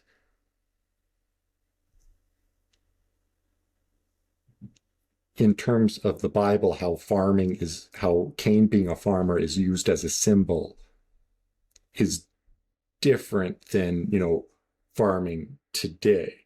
Because obviously today in our societies, there's a little bit more nuance. It's not just because Cain was a farmer doesn't mean farming is an inherent evil. It's all about the intent, right? One could say it's a necessary evil nowadays because it's the only way we're able to sustain these mass societies. Because if you look throughout nature, what animal species has a mass society like ours? They all have their own little communities within nature, right? Every bee has its beehive in nature. All the deers have their packs. The wolves have their packs. They're all these kind of little groups that all kind of coexist with each other. There's not just every single tree is covered in beehives and there's only bees. Yeah, I do agree that intent is a really important marker to keep in mind, and that pretty much goes for everything, even for, because you could even say that crimes can be committed, legal crimes can be committed, but the person might not be guilty per se because the intent was not evil. Like, I'll jump in and kind of help you out here. It's like murder. Is it bad or is it good? Like killing another person. If someone were to enter my house and I were to kill them in an act of self-defense, would I be jailed? Kind of depends on where you are in the world, but that's kind of depends where you are in the world. That's kind of the castle doctrine of, the United States, for example, right? Yeah. That you don't get jailed if you kill someone if it's in self-defense, where if it's not in self-defense, you would get jailed. So and that kind of harps on that point of intent, right? Well, you weren't intending to kill this person. They gave you no choice. And the only way to get yourself out of that situation was to kill them. Mm-hmm. It's not great, but, are you a guilty person? Are you a malevolent actor? Yeah. Yeah, it really depends on the intent. That's maybe we shouldn't delve too deep into it, but in Netherlands it's a bit trickier than that when it comes to violence. So we have a thing called excessive force. So you can only do something that is appropriate for the situation, and appropriate is not when somebody just walks into your house to say hello and you don't know them, for example. That we don't have guns to begin with in our houses, but then you don't attack them with a knife, for example. That's excessive force. Or when somebody is on the ground, you've already defended yourself, you push them away, and then you kick on his head. You've already incapacitated the target. Right, but then the intent is not good anymore. The intent is not needed anymore. Intent in the sense of hurting. So anyway, back to your story, but intent is really relevant. Right, and I think that kind of concludes it, is that it's not about what game you play. It's about how you play the game you're playing. Because you could equally be a bad shepherd. Like if you just go around kicking your sheep, shearing them, and like shearing them right before winter when they need their wool just so you can have a nice wool coat, or, not protecting them from the wolves. Like you can be a bad shepherd, you can be a good shepherd, you can be a bad farmer, you can be a good farmer. In the case of Cain and Abel, in showing this duality, I feel like that story, that myth is showing the ultimate good, the highest goal, how you hit your target, the proper mode of being is the good shepherd. The lowest form of being, the most awful, the worst way you can be is the bad farmer. Good shepherd being that who uses themselves to serve the environment, to serve the wilderness, to serve the cosmos.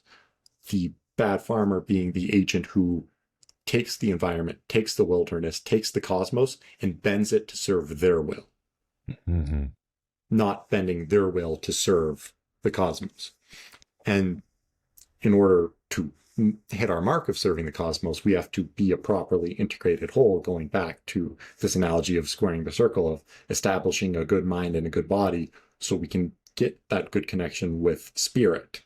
So when we have that good connection with spirit, our conscious, the voice of our conscious, the voice of Jiminy Cricket, is a lot stronger and more clear, and when our judgment isn't clouded, we can make the better judgment of what to do in a given situation. Do we listen to the devil or do we listen to the angel? And so that's that layer, which encapsulates, should I be passive or should I be active here? Should I accommodate someone or should I assert myself? Should I be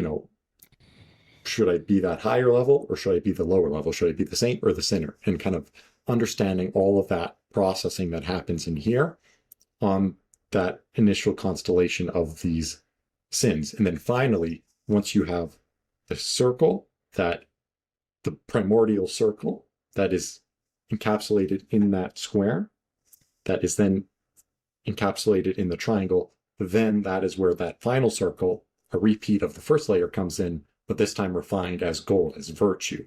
And so that final layer is the 7 virtues. And that's all encapsulated. Like, it's passive. It's not an active thing. Is once you do all that work once you establish the roots, then the tree just blossoms forth.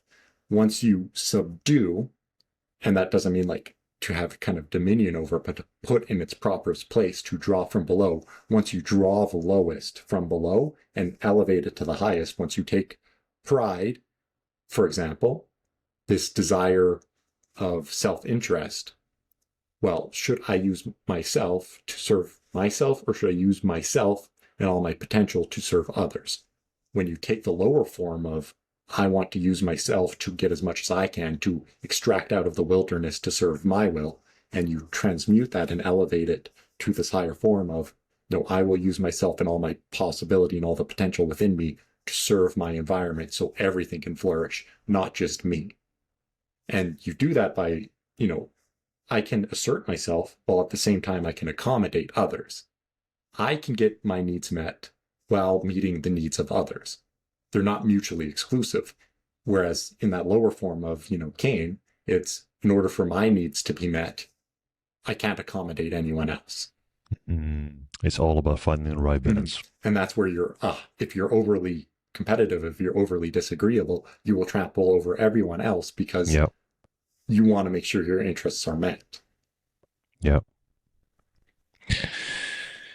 And so that's the squaring of the circle of alchemy. And you have to do that on each point. You have to really get to know, and this is to a degree like Jungian work of the shadow, or those darker sides of your nature, those 7 fundamental, or those 7 deadly sins, the 7 fundamental behaviors that'll make you miss your target.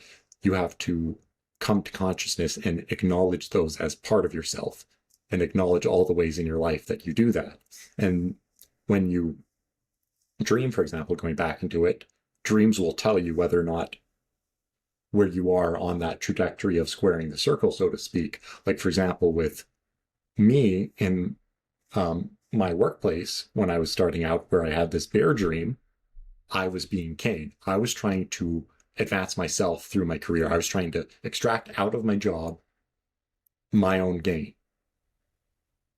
I was trying to get myself promoted just so I could feel better and get more for myself. And I wasn't moving anywhere as a result of that. My advances were being rejected by kind of the universe. I was not getting the promotion I wanted. I was not advancing in my career when I was trying to advance in my career for the sake of advancing in my career, so I could extract out of the job more resources for myself. And when I was doing that, I wasn't, and it's a little more complicated than that, because a lot of what we had talked about was that, just using myself as an analogy here, is that I wasn't actually asserting my own interests. I was just trying to constantly accommodate others. Well, if you wanted to advance yourself, you have to be able to assert your interests and show your worth. You can't just keep passively expecting something actively to happen to you. Disagreeable people are more successful on average. Because they're willing to advocate for their own interests and put themselves forward. I was not. I was just I'll passively move along. I'll just do a good job, nothing more, and just hope that gives me acknowledged, so then I can do more. But it doesn't. It doesn't. When I changed my paradigm to, you know what, no, instead of trying to get the promotion to act like the promotion, I'm going to act like the promotion even though I'm not there. When I started being more active and I started asserting myself and I started tending to the environment and actually putting forward an active, presence in the store instead of just passively trying to do a good job, keep my head down. When I rose my head up and I tried to actively improve things and I tried to engage in the conflicts necessary to bring about those improvements, then I started advancing. But it wasn't because I was trying to extract out of my job to serve me. I was trying to give back to my job. I was trying okay, what value can I contribute here? How can I tend to the sheeps?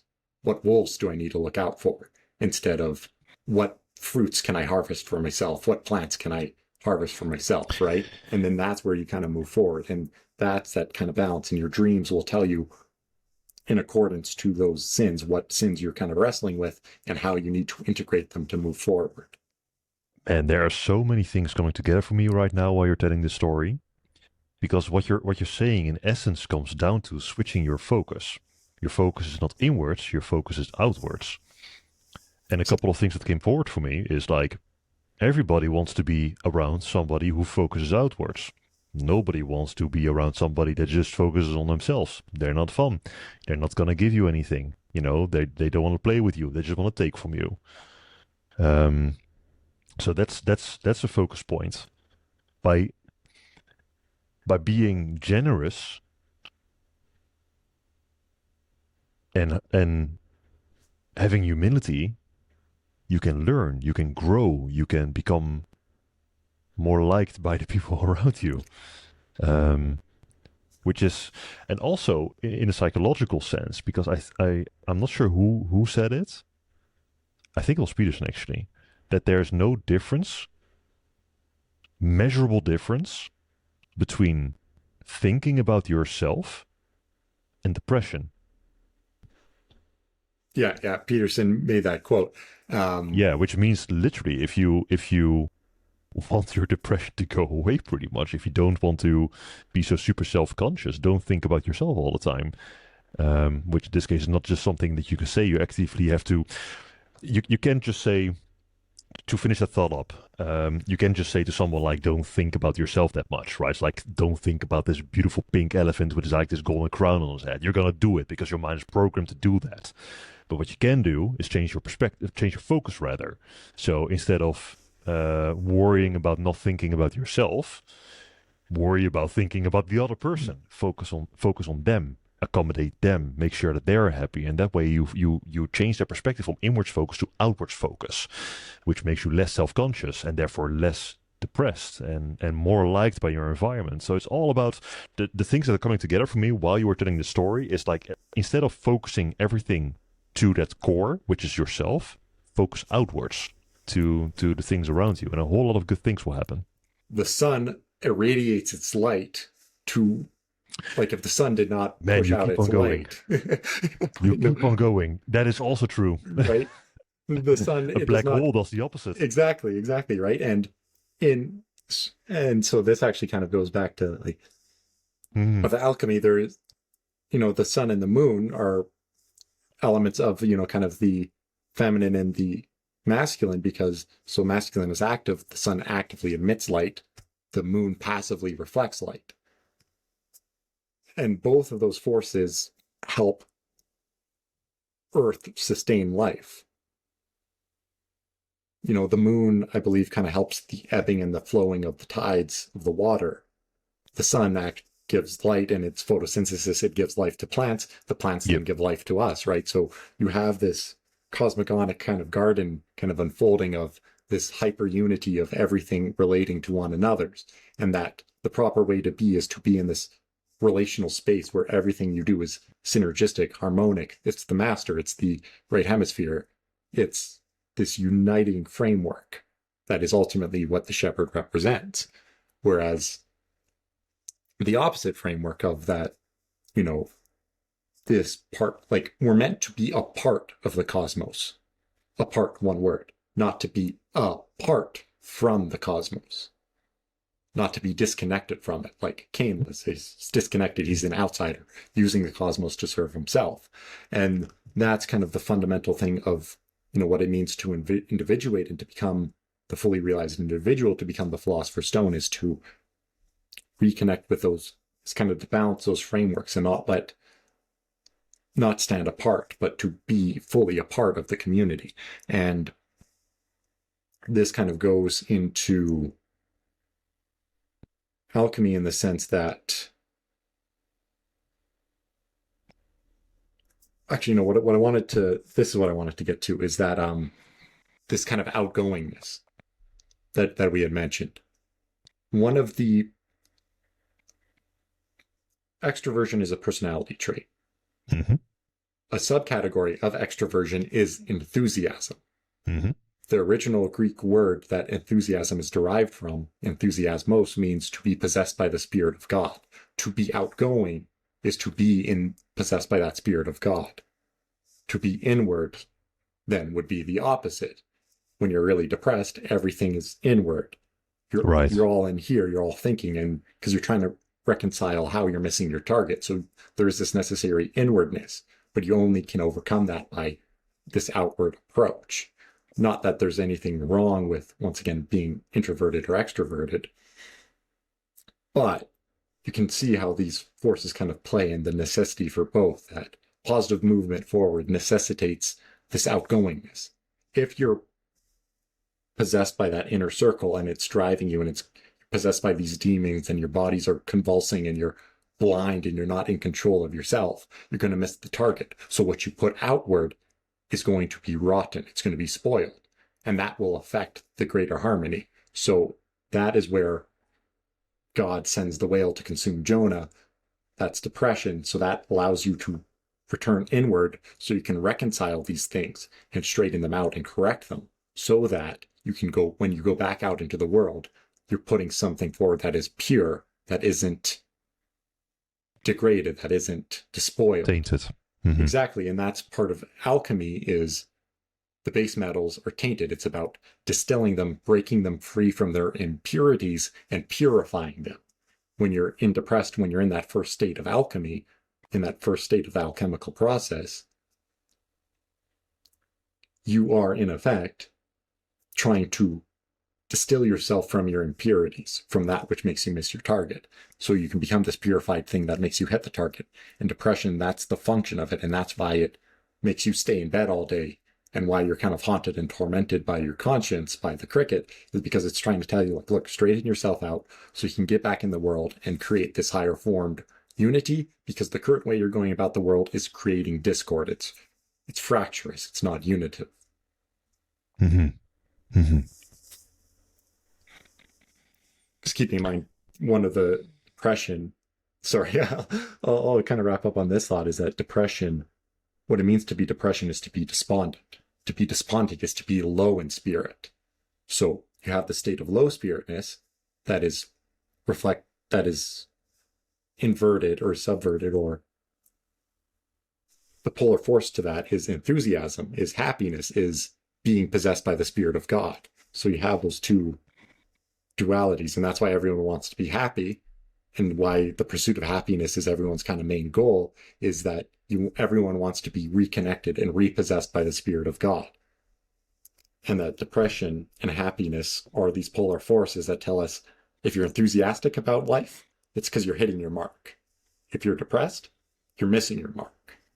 Right. And it's about trying to get that balance. And the only way to get that balance is to integrate yourself properly as a person and integrate all these components of your personality, to have the constellation be properly ordered in the cosmos. That makes sense. Being enthusiastic means you're doing the good thing. Keep on doing what you're doing. And being depressed means there's something that's going wrong. You should deal with that. You should do something about that.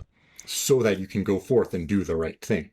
It's a positive thing if you're depressed. It's not a bad thing. And this is that idea of going beyond good and evil, of thinking in that way, of going beyond thinking good and bad. Because God looked at everything and said that it was good. Depression is good because it's a good thing for you to take that step back, reconstitute yourself so you can move forward as a well-ordered whole. Like a mechanic to put you back on the exactly path, it's God sending forth the Leviathan, the whale, to swallow you up so you can reconstitute yourself, so it can spit you back out on land, so you can go forth and achieve God's mission.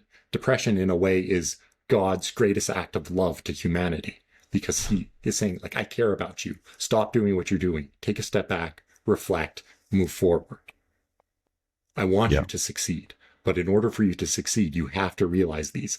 And just like a good math teacher, like, I can't tell you the answer.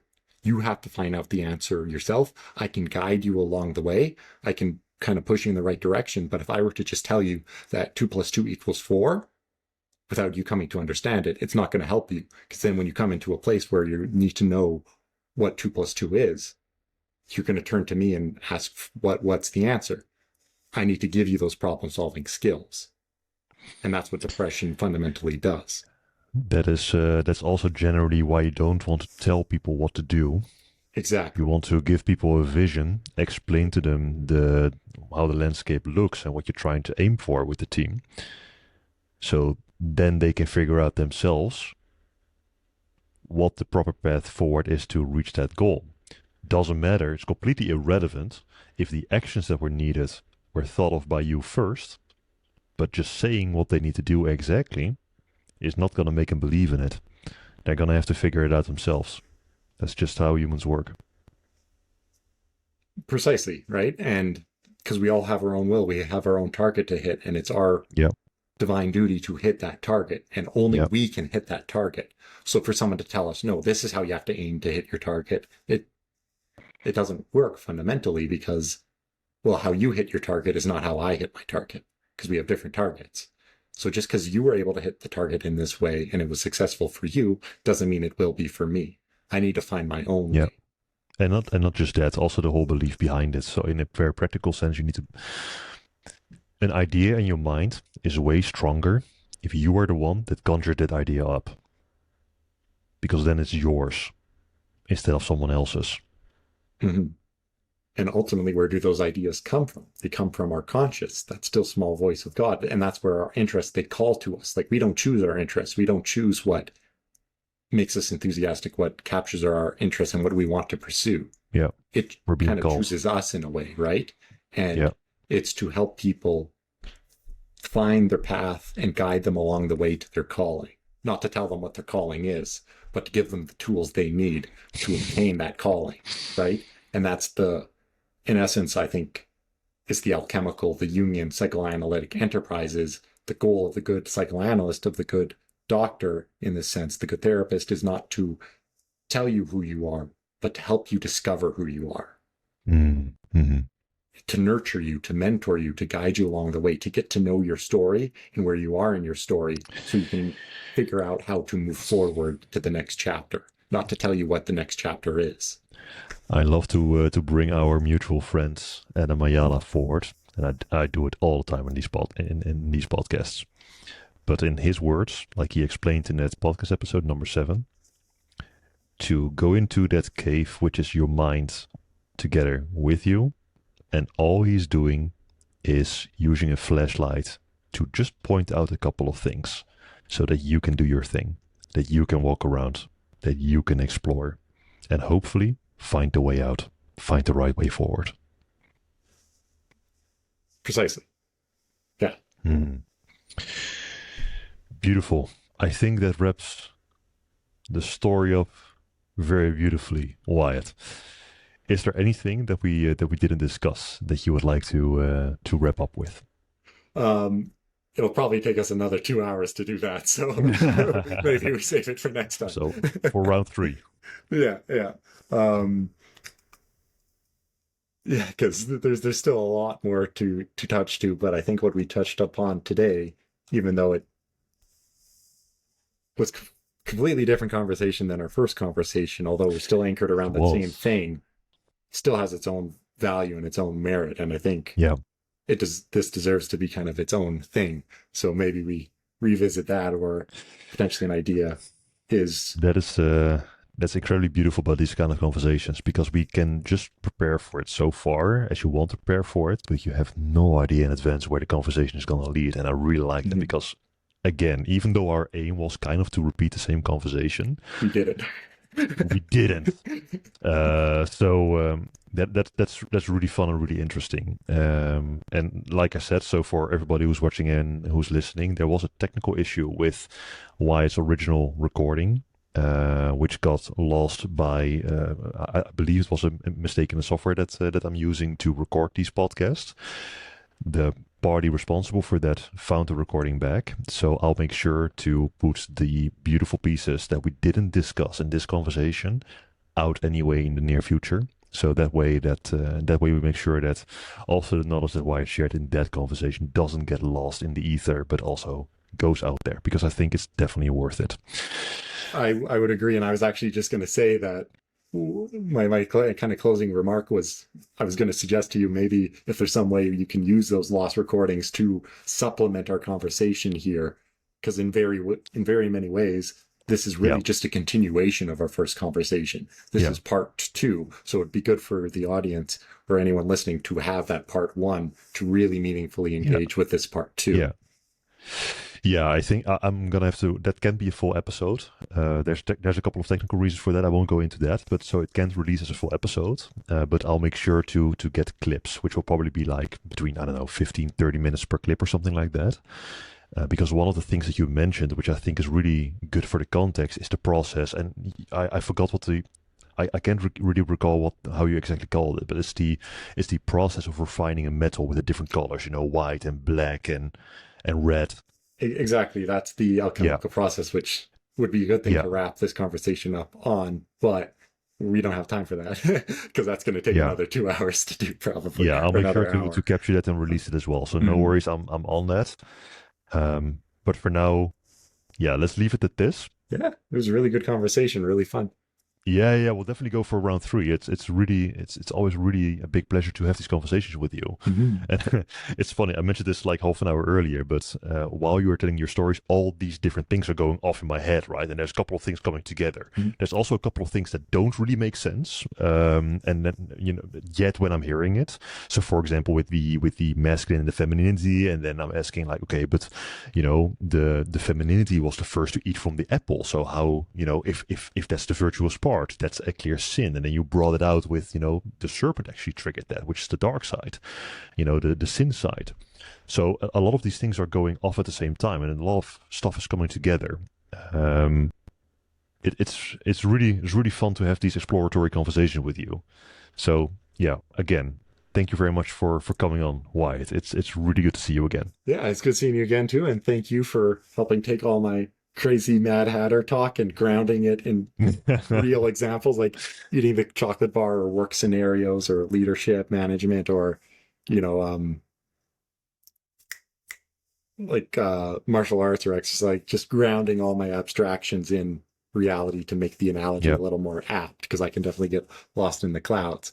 But yeah, that was great. And we're not gonna do the example of the chocolate anymore. We're gonna do the French fries in the Dutch way with mayonnaise, not with the American way with ketchup. Yes, exactly. Beautiful, awesome, great seeing you, Wyatt. Take care of yourself. Great seeing you. You too, Jeffrey. Thank you for listening to this second conversation with Wyatt Chabeniuk. If you enjoyed it, please consider subscribing or following the podcast on Spotify, Apple Podcast, and YouTube. Thank you for listening. And take care.